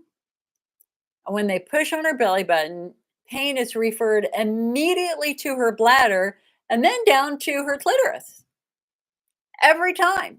And she's been that way her entire life. Now I can push on my belly button. I have no pain at all, nothing anywhere. She pushes on her belly button. It hurts like heck, like heck. So she's got this lump. The lump is visible. So they go, hernia, must be a hernia. She has a laparotomy last year. No hernia. They can't find a damn thing. They go, maybe it's just a lipoma. Maybe it's just a little bit of fat. So they send her over to a plastic surgeon. Plastic surgeon goes, yeah, sure, I can take it out. I can even do a tummy tuck if you want. Gets closer and closer to surgery. She has a little bit more testing. Plastic surgeon calls, sorry, we see something there. Something there that's not supposed to be there. We think it's a small hernia. And they cancel her surgery. So now she's between a doctor who says she has a hernia and a doctor who says she doesn't have a hernia. What does she have? Terrible, terrible, excruciating pain. If she moves her body a certain way, if she stretches, if she bends over, if she pushes in, pain at her belly button that immediately refers to her bladder and then on. Now, all this time, she never said that to me. I really never heard that. And you're thinking, what? What is the connection between the belly button and the bladder? There is no connection, is there? Guess what? There is. There is. So, when you were a fetus in your mama's belly, remember your belly button attaches to the placenta. All of your nutrition comes through the belly button. And there happens to be a tube that goes from your belly button to the top of your bladder. It's called a urachus. Urachus. Urachus. And it drains excess fluid into the bladder. Now, normally when you're born, it shrivels up and goes away. But guess what? In some people, it doesn't. So, as an example, one of the most so whether you're a child, a teen, or an adult, you can have a urachal abnormality. Now, I found 2 patients so far this week who I think have a urachal abnormality. So she is the first one. And so what's interesting about her is that she doesn't have fluid coming out of her belly button as 65% of people who have this do, because it's urine that's coming back up the tube and going out your belly button. Really? So if the tube is left open, urine goes back up. So if you've ever had moisture coming out of your belly button, your urachus did not close properly. But sometimes it might close at the belly button, but it's still open down in the bladder.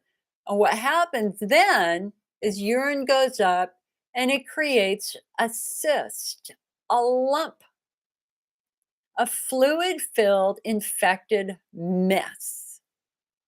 And when you push on it, it causes bladder pain.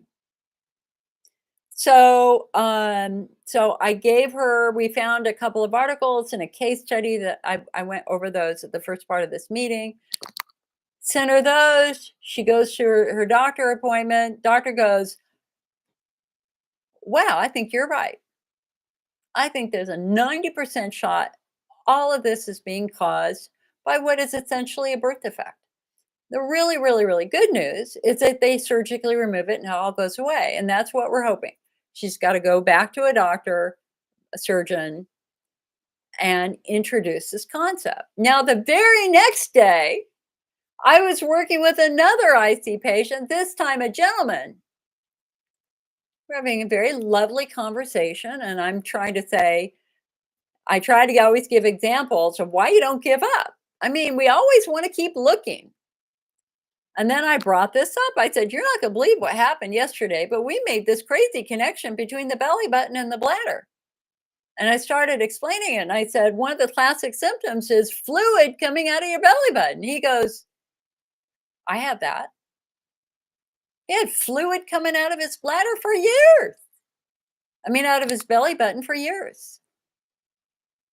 You push on his belly button, immediate bladder pain, and it goes to the tip of his penis. And then it dried up like 4 years ago, and now he has a lump by his belly button, just like she does. So I think he also has a urachal abnormality. So for anybody out there, if you have pain at your belly button and you push in and it goes down to your bladder, you're certainly not a bladder disease patient. It is basically a birth defect that can be fixed. And I showed a picture of it. It's kind of a gross picture, but so this was a case study of a 23-year-old who presented with severe pelvic and abdominal pain and fluid weeping out of her belly button. And it was later found that she had an intact urachus, that it had never shriveled up and disconnected after she was born. And here's what they removed. See that tube? That's a tube. One connected to her bladder, the other connected to her belly button. It was wide open and urine was going right up out of her belly button. So what did they say? Like 1 in 5,000 births, something like that? It's absolutely fascinating. So don't you dare give up. I want you to focus on weird, unusual symptoms in detail. I was working with another patient last week who said, I have pain. What'd she say? She said, I have pain on the right side of my vagina. I'm like, okay, then we know that's not your bladder. So now we got to figure out what's on the right side of your vagina and send her back over to physical therapy to go have a proper pelvic floor assessment to see if that was a muscular issue.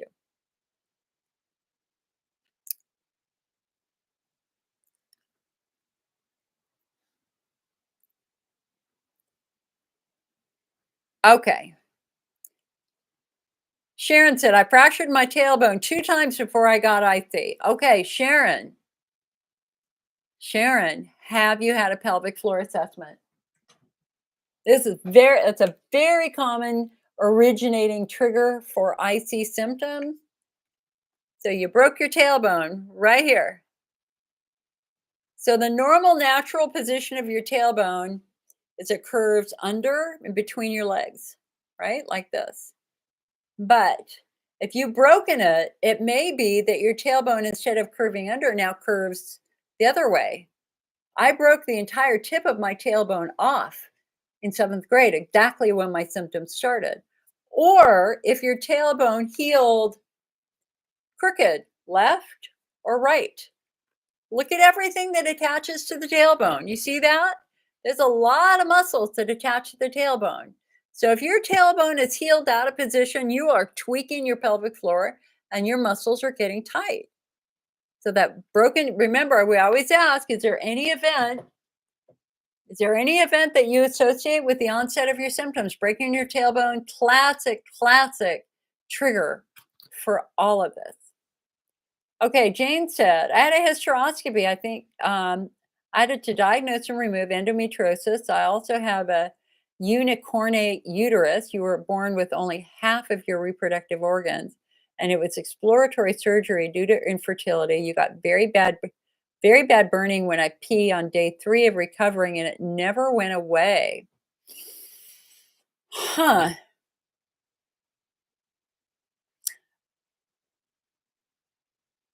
Does the pain only happen when you pee? Or does the pain happen when you bend over or when you sit down? I mean, there's always a chance that you have a surgical injury, or it's a chance that because the surgery caused pain, your pelvic floor muscles got very tight and started squeezing a nerve. And if you haven't had physical therapy, those muscles can be tight for decades. I mean, I broke my tailbone in 7th grade. That was the underlying cause for all of this for me. I didn't get physical therapy until I was 50 or 55, maybe, because yes, I'm that old. Jane said, I felt this pain even while on my pain meds from surgery. I got diagnosed 3 months later in 2022. I had some relief from Mirbitric, but you just got a referral to PT. Good. Now, according to our new guidelines that were released last year, they're supposed to check your pelvic floor at the very first appointment. And if they find tight pelvic floor muscles, you are to be immediately referred to physical therapy at that very first appointment. Because now we know and understand and accept the tremendous role that tight injured pelvic floor muscles play in IC symptoms. Diane says here on YouTube, I have a hip that hurts and is weaker and the joint clicks when I lay down and lift it. What type of a doctor should I see? Because I'm wondering if it affects your pelvic floor. Diane, 100% it affects your pelvic floor. 100%. Um, um, an orthopedic surgeon or a physiatrist. A physiatrist is a doctor who specializes in muscles and nerves and body movement. I will tell you that I can get a click in front of one of my hips, and it's actually very tight muscles that are popping over a bone. So it's very important for you to work with physical therapy and, if necessary, an orthopedic surgeon or a physiatrist to understand why your hip is hurting. Is it your SI joint? Is it your hip? Do you got arthritis in your hip? Is there a previous injury? Do you have one leg longer than the other? Is there something funky going on with another joint that's affecting your hip?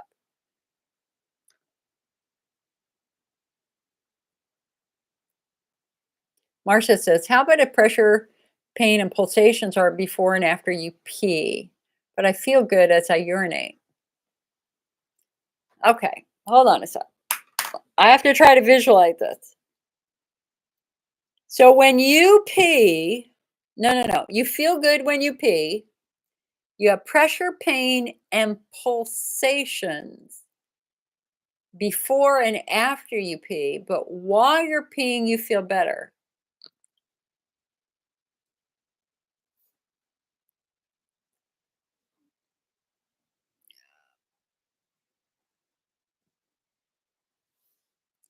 I guess I want to know where the pulsations are. Where are the pulsations? Are they inside? Are they in your pelvis? Are they? Do you feel them in a leg? Do you feel them in a foot? Where are the pulsations, Marcia?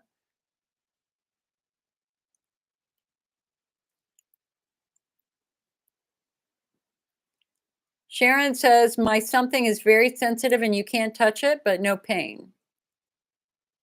Sharon, are you talking about your belly button? Jane said, wow, that's crazy. I had my appendix removed and then they did it through a scope of my belly button. I thought that's why it's sensitive, but it also makes the pain come down to my urethra. Jane, you're the third one. You're the third one. You're like patient number 1 and patient number 2. When you push on your belly button, the pain goes right down into your bladder and or your urethra. That's fascinating. Moon Goddess says, mind-blowing about it is fascinating. So the question, Jane, is there a lump by your belly button? Or is your belly button ever weak fluid? Michelle says, hey, Jill. Hi, Michelle. Nice to see you, hun. Hope you're well. Yeah, as you can see, I'm definitely feeling better. Last week was a little rough. Having an emergence. I had a good cry. I got to tell you, I had a good cry this week. I was just, I'll tell you what happened. So, okay. So remember, I basically drop, ambulance, ride to the hospital. We thought it was a blood clot from COVID that I had 2 months ago. It turned out I had a completely obstructed gallbladder. Completely obstructed. It was an emergency. I had no idea. I had no clue. I had no freaking clue. I was having pain in between my shoulder blades that I thought was from working at the computer. I thought it was my neck. But it turned out that was referred pain from my gallbladder. And it was I'd had it for about a year and it was getting really, really, really bad. Like the day before, I was thinking I got to call my doctor, but I've just been wearing heating pads all the time. So, anyway, there's nothing like the suddenness of unexpected illness, injury, or God forbid, emergency surgery. I've got a bunch of incisions on my belly. And you kind of go through that shock first. Like, what? How is this even possible? And then you have the surgery and you're dealing with tremendous pain and all this sort of stuff. And then about 2 weeks in, it's like, God dang it, why? I had so many things I wanted to do that I can't do. And then finally, like, I just cried my heart out like on last Monday or Tuesday. And it was because I'll tell you exactly why. Through this whole thing, my doctor sends me a request to get a mammogram. And I'm like, are you kidding me? No, not right now. Maybe in 3 months, I'm not going to do a mammogram right now. I'm traumatized. You know, and then my dentist had a dental appointment the next day. Now realize my TMJ got really, really bad with the surgery. My jaw was really dislocating badly for like 2 days afterwards. My dentist goes, well, it's time to do a full set of mouth x-rays. I went, no, no, I'm sorry. I just had surgery. My jaw joint is messed up. You're not going to open up my jaw in crazy ways. We'll do it next time. I'm fine to do it, just not right now. And they got really angry at me. And it's like, no, I'm sorry. I'm traumatized right now. And I had to sign this formal letter of refusal. It's like that I will accept responsibility. Well, number one, I had no cavities. At my age of 63, my job, all we're doing now, it's saving teeth. Um, and so it's not cavities, it's cracked teeth more than anything else. And I just came home, and about an hour later, I just started sobbing. And that was like really good for me. I just needed to let the stress out. So I feel good now. Oh, wait a sec. Moon Goddess said the lack of progesterone makes TMJ worse. Hmm. The loss of estrogen makes your muscles weaker. Not to look at that a little bit more. Marlia says, TMI Jill, ugh, you said better blood flow will help. I see. So does masturbating increase blood flow? And would orgasm cause muscles to become tight upon climax, similar to a Kegel type, but not the best method to increase blood flow through sexual stimulation? It's interesting that some patients who have pudendal neuralgia, um, they absolutely feel better after they masturbate and have that orgasm because basically it's a release. It's a release. But if your nerves are super, super sensitive down there, as we've all learned through various episodes in our life, there are times when you just like, don't touch me, it all hurts down there. God forbid your clitoris be super, super sensitive. You're not going to be able to masturbate, maybe not. So that's a whole nother meeting. Sharon said, just 2 rounds of GMSO years ago. And GMSO, we really don't use it anymore. Sharon said, blood tests wouldn't show anything wrong with your gallbladder. I had been to the emergency room 2 other times. I was at the emergency room 3 times last month, 2 weeks apart. I mean, over 6 weeks. The first time my heart was racing, and I couldn't get it to calm down, and I thought it was a long COVID. And when I went to the emergency room and they saw my heart and I had an irregular heart rate, they were like, "You have pneumonia." I had pneumonia. I had no clue, and I had long COVID affecting my heart. 2 weeks later, finished the antibiotics to go back. I feel terrible. I felt so ill. And my heart was racing again. So I drove myself back over to the ER, and their answer was, "Yeah, this is just post COVID, long COVID. You'll be fine." I'm like, "Okay."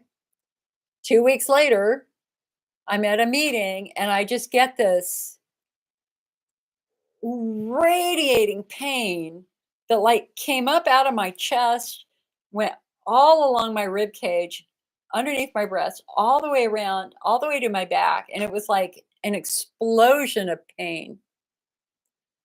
And I thought it was like a really badly upset stomach because I had made chicken salad with raw onions in it, and I thought maybe it was that. I drive myself home. I'm an idiot. I drove myself home, and I barely get in the door, and I'm like bent over, barely able to walk, and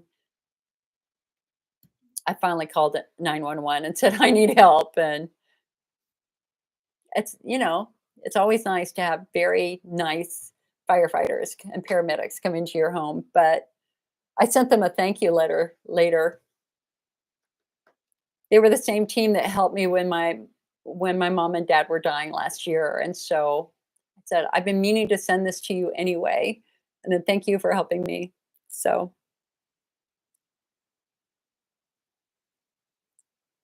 they found it. They found the gallbladder, and the gallbladder was probably the cause for everything other than the pneumonia by doing an ultrasound, and it was just packed.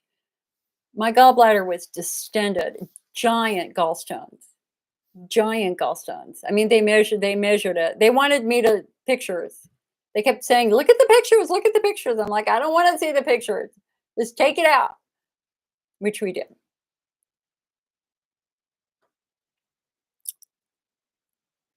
Edna says, "I'm also losing teeth. I lost 4 teeth already." Oh, girl, I have lost one, two, three, four, five, six, 7 teeth so far.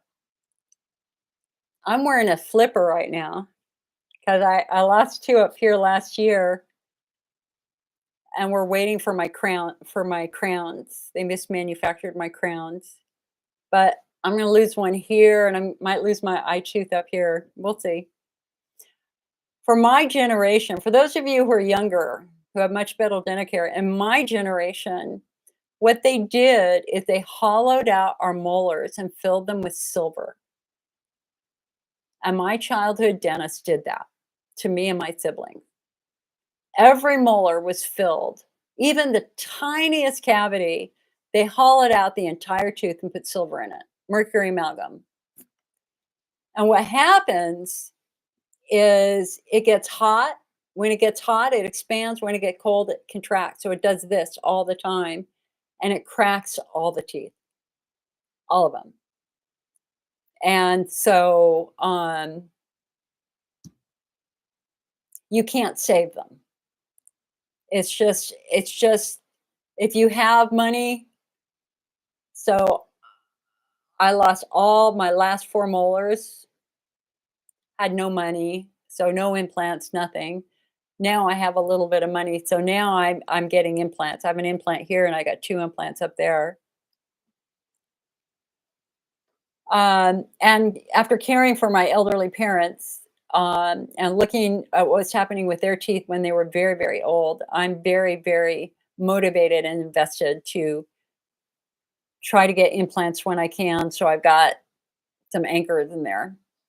It's just expensive. It's $5,000 per tooth, pretty much.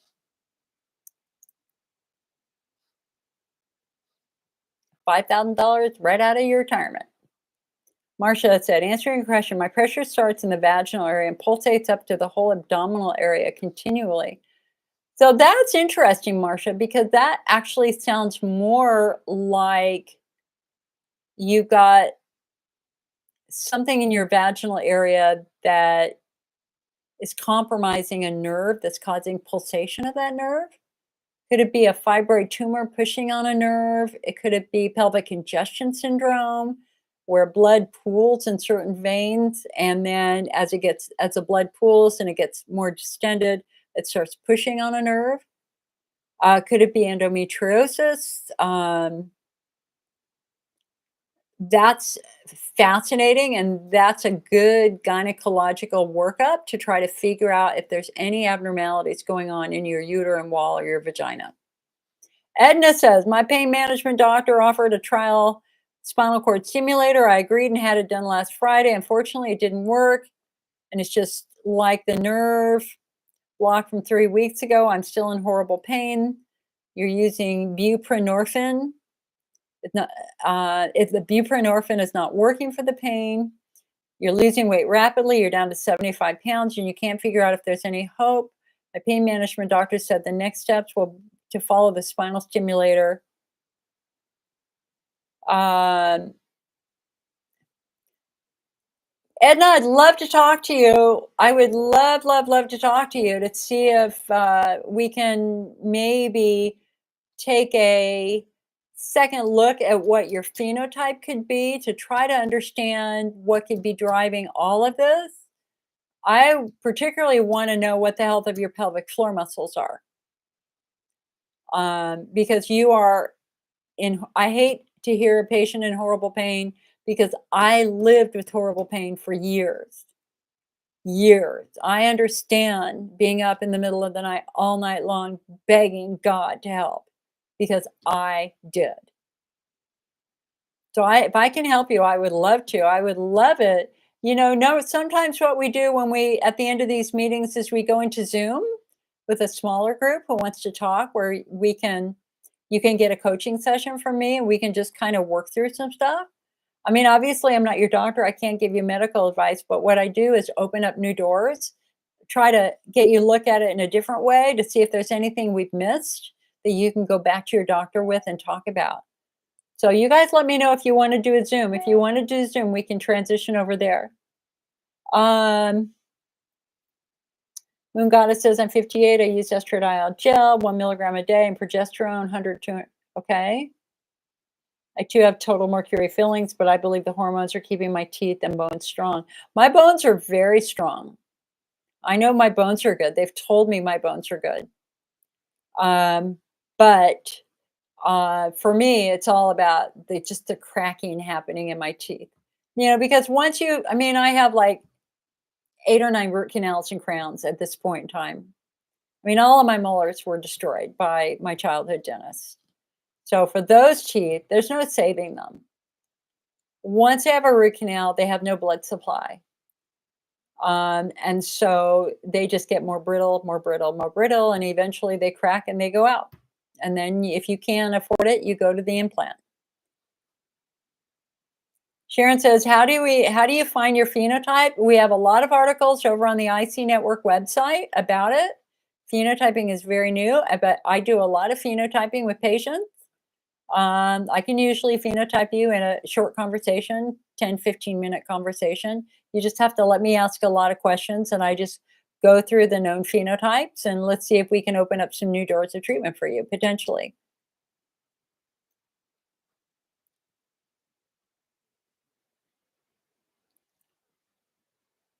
Edna says, outside a fracture, but mine was a spine fracture in 2016. The bladder pain started in 2022.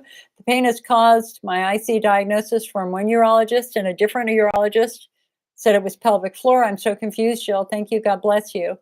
So Edna, ultimately, um, it's about finding, let's see, what do I normally say? It's a chicken versus the egg.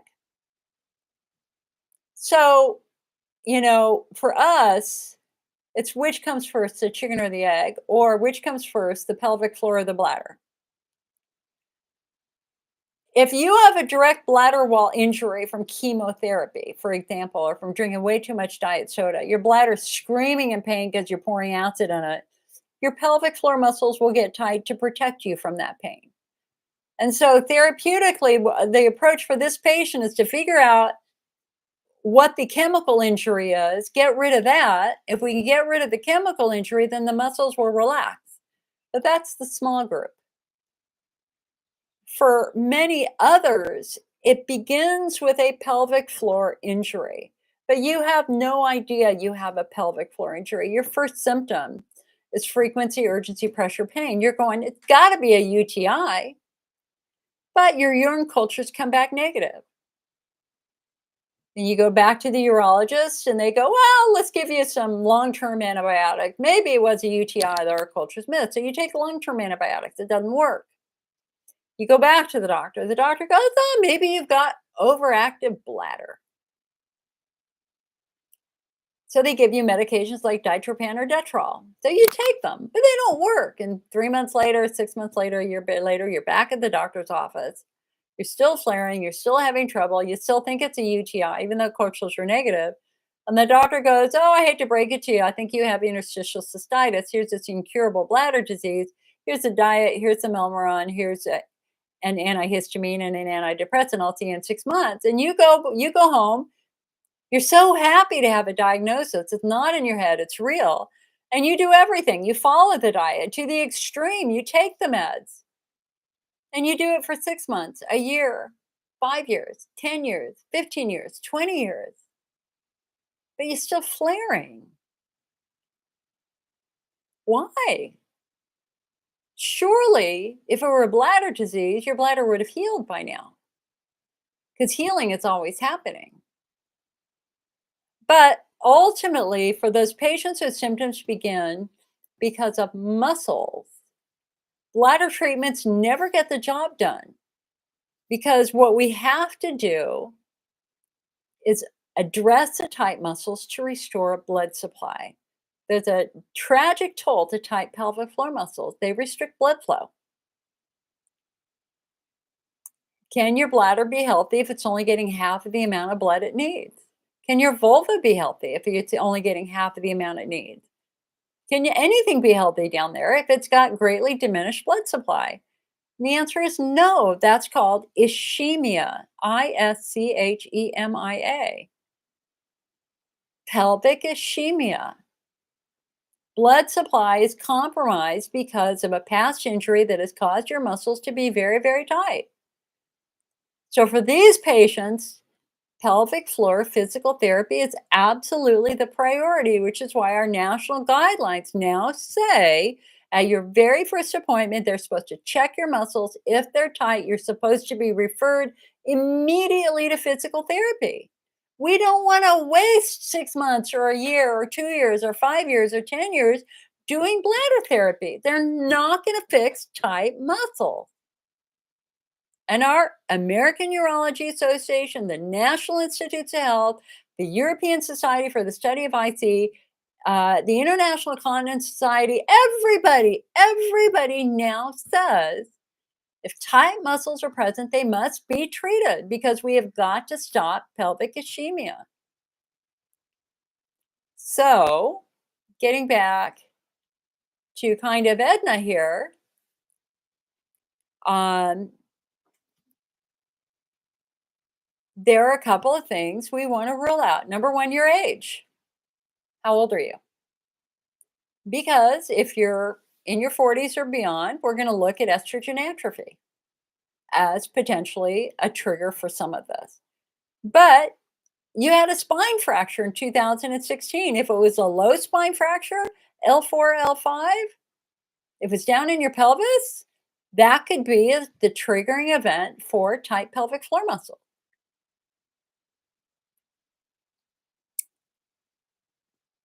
So I want to know how so you have one doctor who said you have a tight pelvic floor.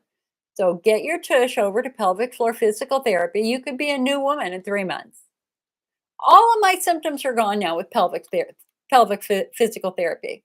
And because I also have a sensitive nervous system from my injured nervous system, I also work on a daily basis to calm my anxiety and calm my nervous system down. I am IC subtype 3, IC subtype 5. I don't have Hunner's lesions. I have a healthy bladder wall. Every time they've looked in my bladder, it's been healthy. It's fine. There's nothing physically wrong with my bladder, even though I was peeing every 15 minutes at my worst. My pelvic floor muscles, toast. Absolute toast, especially on my left side because I broke my tailbone. I have some symptoms of pudendal neuralgia when my muscles get super tight. They squeeze nerves. So I've had some episodes of sciatica. If you have sciatica, it's a slam dunk proof you have tight pelvic floor muscle. But because of an old injury that was never treated correctly, that ended up also injuring not only muscles but nerves. So after my injury, I couldn't sit through class at school in junior high. Then in high school, I had yeast infections all through high school, except there was never any yeast, but my perineum was on fire. Then IBS in my early 20s, then migraines, then IC in my early 30s. Those were all a legacy of an original old injury. Once we calm my sensitive nerve down and worked on that anxiety, which is often a sign of central sensitization, widespread pain. We bring that neurological cascade down, we calm the muscles down, good things happen. So I don't have those symptoms anymore because I've gotten my muscles healthy and I've gotten my nerves healthy.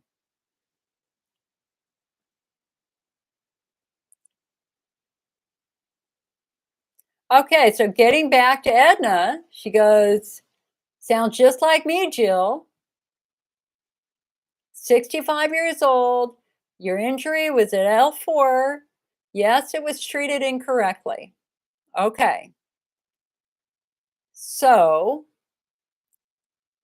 the odds are you're my twin, except your injury happened when you were older. Mine happened when I was younger.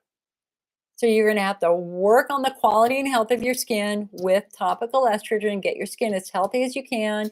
You're going to have to follow the IC diet right now because your bladder at the age of 65 cannot defend itself from coffee and soda, period. It can't.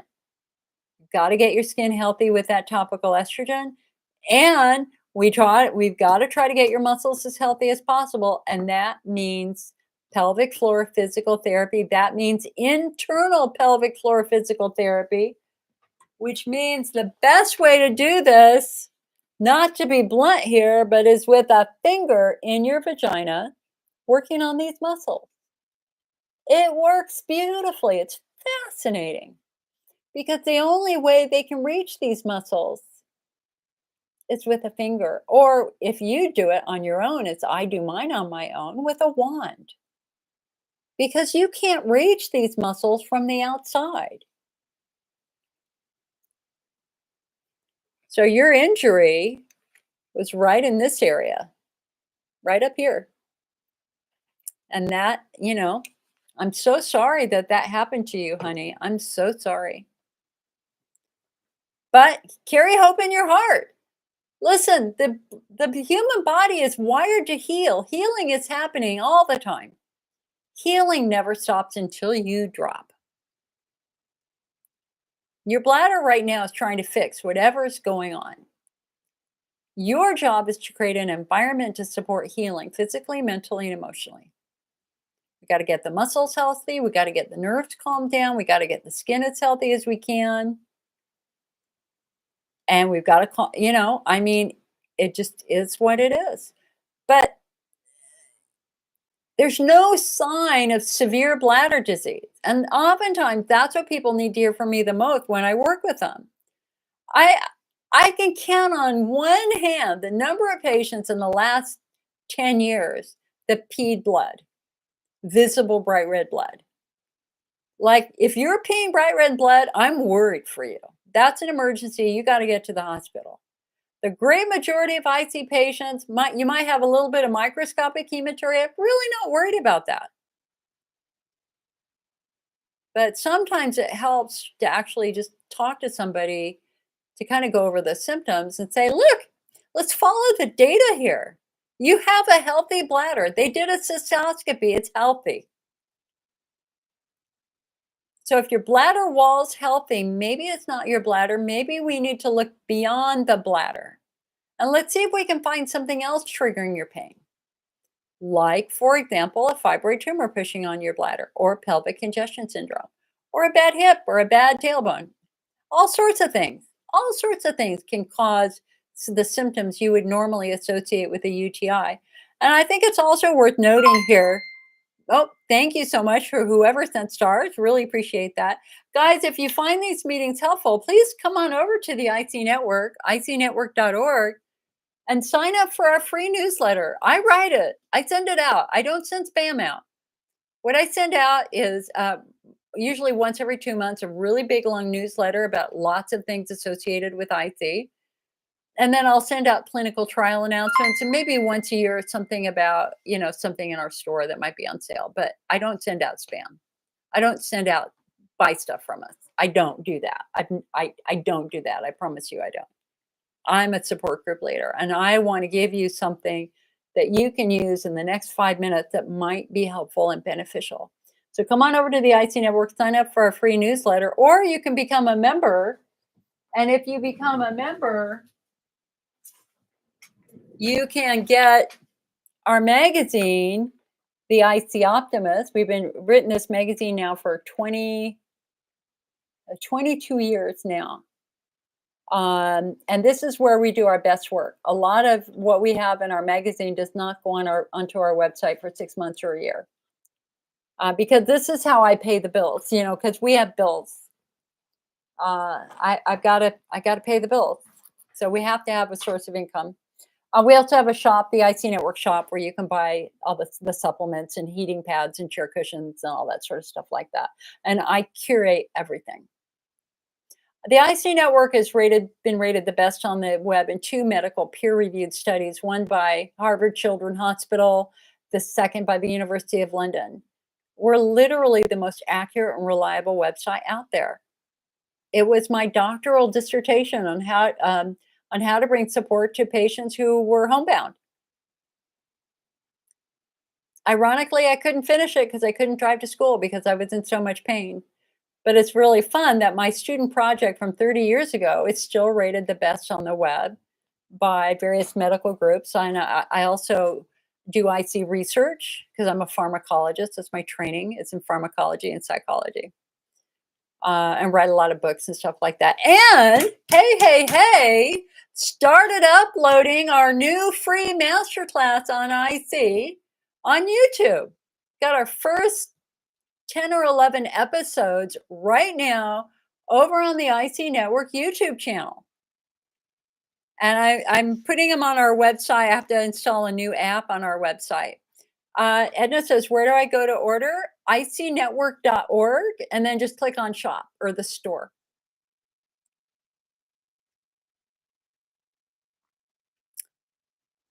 So I have about 30 episodes filmed. Amazingly, I filmed them 2 months after my parents died last summer. So I'm a little rough around the edges. But you know what? I'm just we're gonna use them. I'm not gonna refilm them. Um, Sharon said, "I belonged to the IC network decades ago. It was free, and then the leader died, and they started charging." Honey, I'm the founder of the IC network. I did not die. I'm Jill Osborne, and it's free. It always has been free. It's been free for 30 years. icnetwork.org or ic-network.com. We've never charged for the IC network. We've never charged for support group meetings. We have a huge support forum. We did live support group meetings. If I charged, I would be very wealthy because we had 200,000 patients a month using our website. If I charged just $5 a month, I would have been bringing in $1 million a month back then, but I didn't do that. I still haven't done that. It's free. So come on over. No, honey, you're probably thinking of Diane. Diane, remember Diane Manhattan? Icy and Diane. Icy and Diane. I started the IC network, and then she found me a couple months later, and she helped me run our support forum. It was Diane Manhattan Lopresti, and she was murdered. It's really absolutely heartbreaking. She was murdered. You guys remember there was a respiratory therapist in New Jersey who they found killed like a dozen patients. And the police believe that she was his last victim before he was arrested. So, yeah, yeah, it was just absolutely terrible. Diane was just the nicest person you could ever meet. She had a huge precious moments a collection in her house. I got to fly to her once since I'm in California, but we talked for hours every day because we were helping patients and we were learning lots of stuff. But she had emphysema. Her crutch was smoking, and she smoked like a beast, and in her 30s she developed emphysema.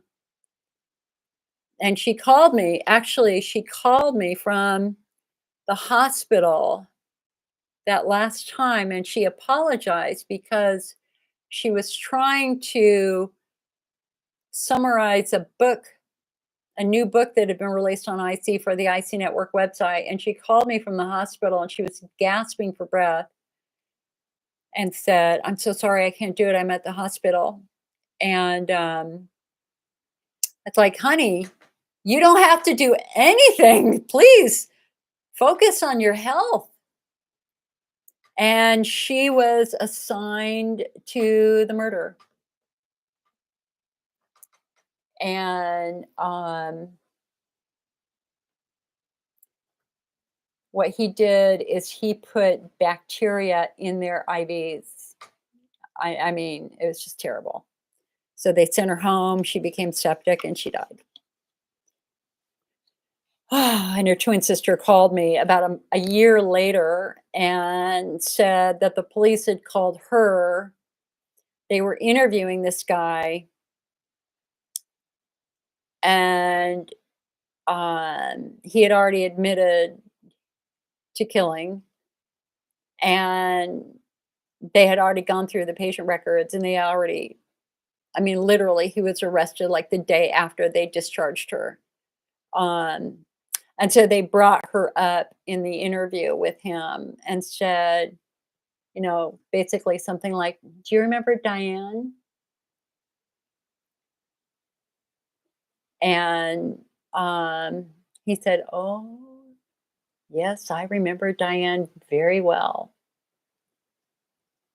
And he made statements that basically confirmed. Um, their theory that he had killed her too. So the IC network has the IC Angel program. And the IC Angel program we did for many, many years. It was dedicated to Diane's memory because this happened. She died like 15 years ago. Um, she was an angel. She's still an angel. I still think of her all the time. I just love her. And she's one of my she has to be one of my guardian angels. I really think she is. She was just so sweet and so kind and so comforting. And we were so different, because I mean, I came in with all these college degrees and really scientific, and she didn't go to college. She was a high school graduate, and she worked um in a cafe, a coffee shop. And we just sister. She's just my sister all the way around. Love her, love her, love her, love her. And her husband was great. What a nice husband. So she's one of our sweet stars of the IC movement. So Sharon, I think that's who you're thinking of. And I like to talk about her because I don't want her memory forgotten. Diane Manhattan. She was up at 4 in the morning, her time, Eastern Standard Time, and she was on our website helping patients from 4 in the morning until she went to school, went to work. And then she'd go to work, and then she'd come back, and she'd go right back onto the IC Network website. And she ran our support forum. And we have 50,000 member IC patients in our support forum. And the sad thing now is that people don't use forums so much anymore. Everybody's scattered now. But we have just like a million messages from IC patients in our support forum right now. And if you ever wanted to go research anything, you can just go over to icnetwork.org and go look in the forum. So whether you're considering bladder removal, if you want to see about side effects from different meds, they're all there. But most of the forums across the internet are dead now. Ours is I'm leaving it there, even though it costs thousands of dollars a year to keep up there. But I am probably going to shut it down sooner rather than later because everybody now wants video. People don't want to read anymore. Even websites are dinosaurs. People want videos, which is why now we've got this video master class. And of course, I've had IC videos on YouTube for many, many years now.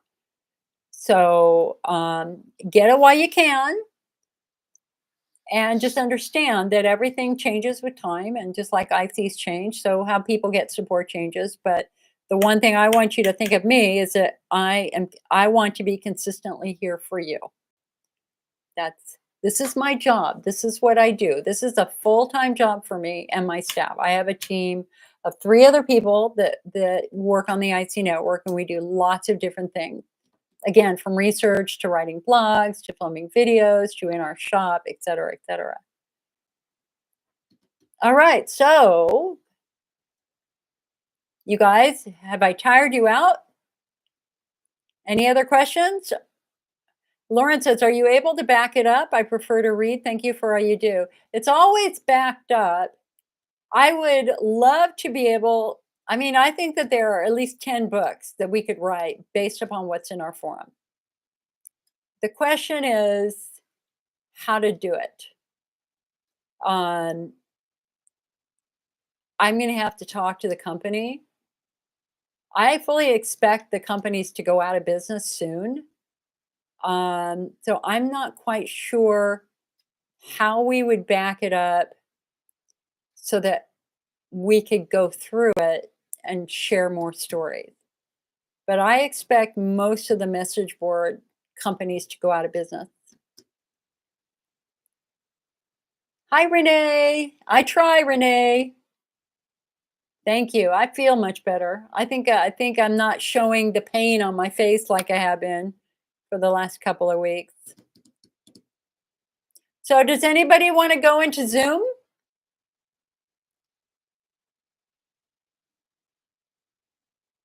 Anybody want to go into Zoom? If not, I think we probably reached our natural end because you guys aren't asking any more questions. And Sharon, I really hope you'll come back to the IC network because honestly, I never charge for it. Never. It's always been free. There were people who were trying to make me look bad by telling people I was charging, but we never charged for it, ever. Edna says, "What doctor takes care of pelvic dysfunction?" It's not a physical therapist will take care of pelvic floor dysfunction. We have we have pelvic certified physical therapists who have taken classes to learn how to work with these muscles because it's not Kegels. Kegels will make it worse. This is about finding tight muscles and trigger points and releasing it. And so there is a website. Let me put it in here. It's pelvicrehab.com. You can go to that website, and that's the list of all the physical therapists who are trained in pelvic floor work. Edna, Zoom is where we can talk through the internet, face to face, where you can talk and I can talk. And what I do is I have a link that you click on, and it will take you over to Zoom. Thank you, Renee. Thank you, honey. We try. I really, you know, I mean, life is so weird. I mean, I truly believe that I was put here to do work like this because when I was young, I thought I'd have a whole bunch of children and grandchildren, and that never happened. And it didn't happen because of all my pain. And so rather than roll over and give up, and I just decided to fight. I had a doctor say to me, "You will for," I mean, the moment that absolutely changed my life was I was at the emergency room. I was 33 years old.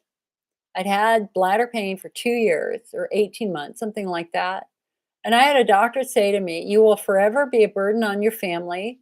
This is your life. Get used to it. You will always live with severe pain." And that was the moment where I went, "What? Wait, bud, wait a second. This is below the waist. I still have my brain. I still have my heart. I still have my soul. And I still have a really good education. I will prove you wrong, you son of a bitch. How dare you say that to me?" That's exactly what I said to him. "I will prove you wrong, you son of a bitch. How dare you say that to me?" And I'm not a swearer, especially back then, because I was very academic back then. I was so offended that he told me I would be a burden to my family. And I came home and I started studying. I started studying. And the IC network is a result of that studying. So I actually kind of do have my PhD, only it's in the work that we do. And I've had several doctors say that to me since I work with all the top doctors now. Edna says, "I'm overwhelmed with pain right now, but would love to keep in touch with you for guidance." Edna, honey, I'd love to talk to you. Absolutely. Here's our phone number. It's on the top of our website, 800-928-7496. Mondays are my day off because I do these meetings today. So if you want to call me this week, I'd love to see if we can phenotype you and try to figure out what your underlying cause might be to try to give you some hope here.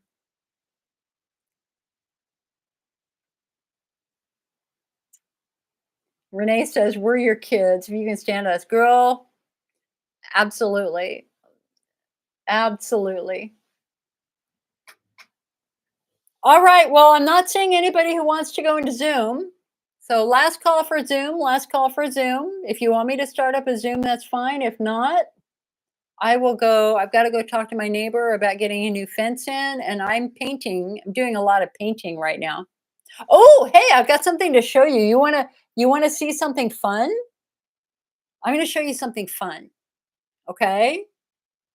So, you guys, I cared for my elderly parents for 20 years, and so now I get to live in the family home. It's in a trust, but I have lifetime tenancy now. Thank goodness. So, um, I, um, and my mom said, "When we're gone, you make this house your own." And so I'm just slowly changing things, and I finally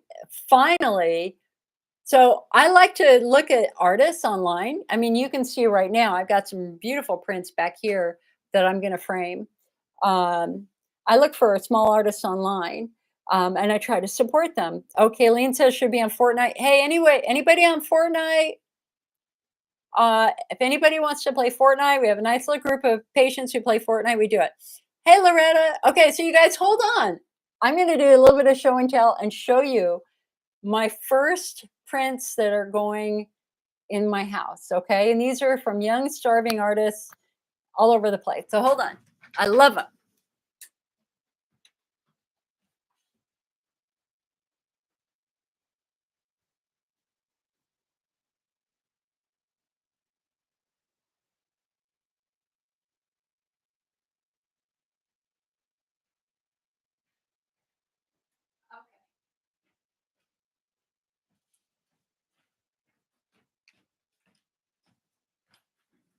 Look at that.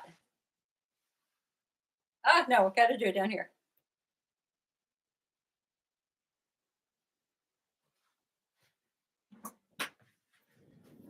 So here, let me. Can I turn this on? So that's here. Hold on a sec. I just have to unplug this light. Hold on. Okay. This gorgeous watercolor is from a young artist. Oh, see, I'm sorry. We've got it's hard with the reflection. It's from a young artist named Natasha in England. And I got this a couple years ago. It's been in the background of our meetings sometimes, but doesn't this look gorgeous in a white frame? Okay, so there's more. This is my shining star. I love this. And it's an original watercolor. Okay, hold on.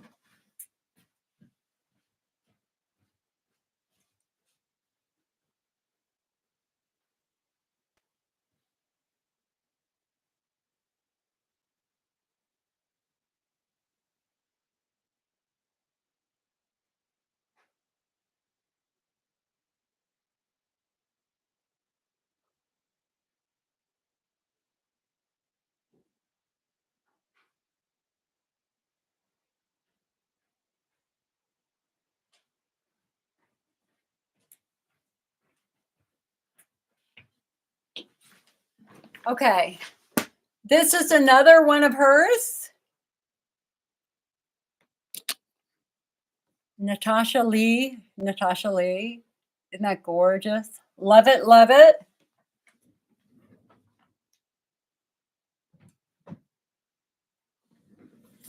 And then this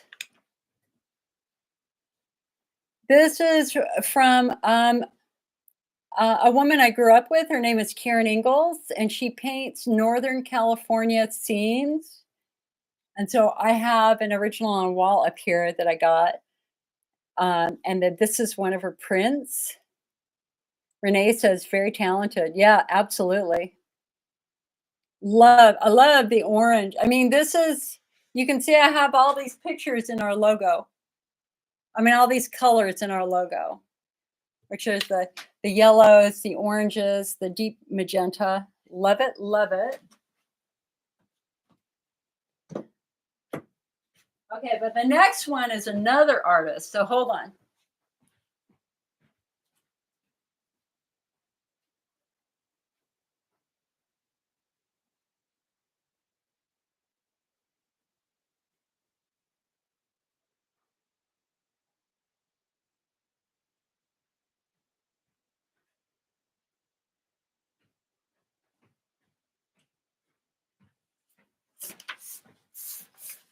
Okay. Now these are prints. So, I mean, they were like $20 each, something like that. I don't see, darn it, I've got the reflection. Isn't that beautiful? So this is a pen and ink of a robin.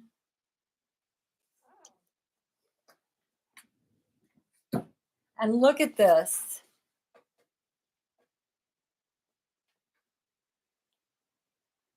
Isn't that beautiful? Pen and ink of two rabbits or hares meeting in a field.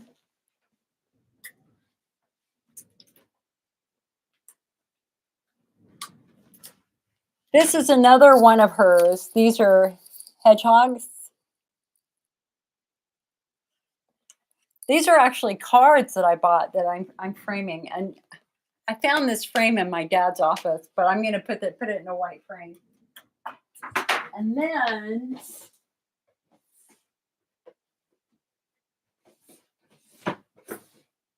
where did I put them? Oh.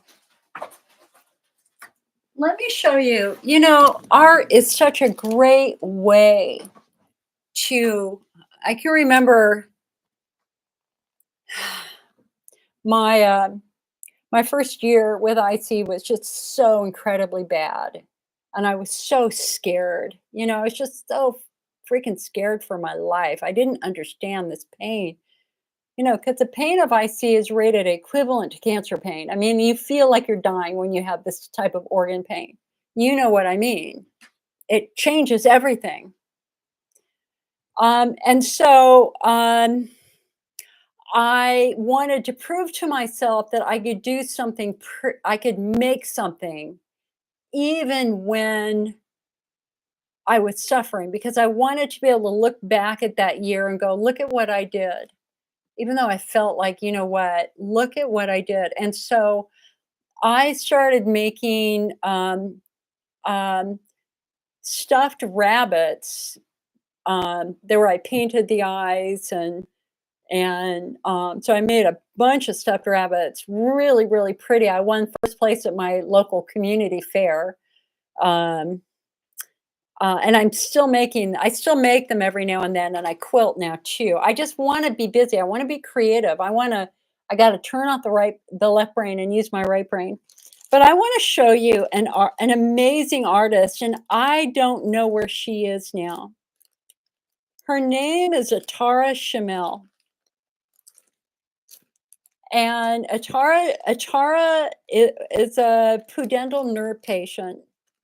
And let me open this. Hold on. So she did the Angel Project. So that's one of her cards. Your dreams are worthy of wings. And I want to show you the depth of her work. I honestly, I don't even know if she's alive. I don't know if she got through COVID. Sisters, our voice will be heard, united as one. I hope she's still alive. I mean, she's not active anywhere online. Um,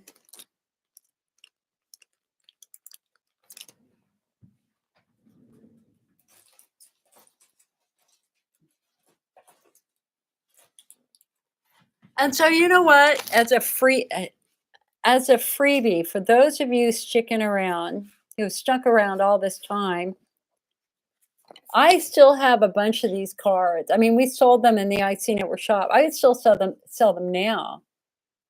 I mean, she's got like 20 of these. You can see them on my back wall. I've got 4 of them. You just can't buy them anywhere anymore. And I just don't know. So this is a great one. Sister, you are not broken. You are not broken, and you aren't. So if anybody wants some of these cards, I'd be happy to just send you some as gifts. Here's one. Calling all angels. And this is my favorite one. Believe in your healing. Is that just not gorgeous? So her name is Atara Shamel. So when she did these cards, when she did the angels, they're actual paintings. And then she has prints. You can see some of the prints in the back there. And then on the cards, She has an onion skin, a little note, and this says, "Dear friend, welcome to Project Angel. We are so happy to have reached you. This angel is one of 30 angels that represent the estimated 30 million American women and the significant but undocumented number of men that live with chronic pelvic, genital, or sexual pain. The angels are here to help us raise awareness about conditions like pudendal neuralgia, vulvodynia, PGAD, interstitial cystitis, endometriosis, pelvic floor dysfunction, and vestibulitis. Most doctors graduate from medical school without ever hearing the names of these conditions. And in many cases, patients are told that their pain and suffering is all in their head.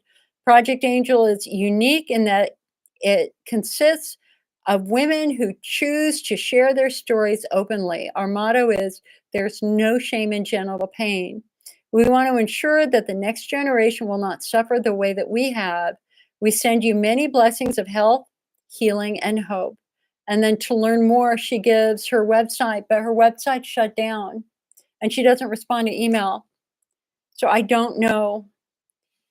I just don't know what's happened with her. But I tell you what, I probably have 100 or more of these cards. And if anybody would like some free cards, I would be happy to send them to you so we can get them out in the world. And so if you email me, yeah, I have Renee. She hasn't been active on the internet since like 2020. I mean, she was very ill, very, very ill with pudendal neuralgia. She's really suffering. So, um, anyway, if anybody would like a stack of these cards, I'm happy to send it to you as a gift. Just email me. My email is icnetwork@mac.com, icnetwork@mac.com. Send me your snail mail address, and I'll throw 5 or 6 in the mail to you so that you can have them and spread them around. Okay? Because they're beautiful. And if anybody else out there, it's a young artist and or just an art, doesn't you don't have to be young. And this is why on IC Awareness Month we usually have a poster contest so that people can create art. But just it's okay to be artistic. Just create, love, live, enjoy. This is a good life. We want to get you better so that you can go back doing the things that you want to do. Edna says, it's so hard to be suffering these ailments. My husband was recently diagnosed with dementia and he can't help me any longer. I feel I know, honey. Hey, listen, I just cared for my dad was 100, my mom was 94. I hadn't had a night away in 7 years. I made almost all of their medical decisions as they lived and died. And I mean, it takes a toll. I had no idea the toll it was taking. It's very, very hard. So anyway, if anybody wants any of these cards, you let me know. All right, last call for questions. Any more questions about IC that I can help you with?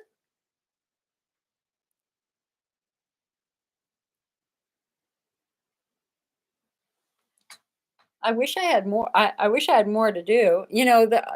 Our house is all in gold and brown and kind of fall colors, and I'm gonna switch it over to white walls, natural colors, white, brown. The foundation is going to be white and brown, and we have a kind of a caramel colored wood floor. Yeah, I can give you my address. And then I'm just going to have spots of colors everywhere.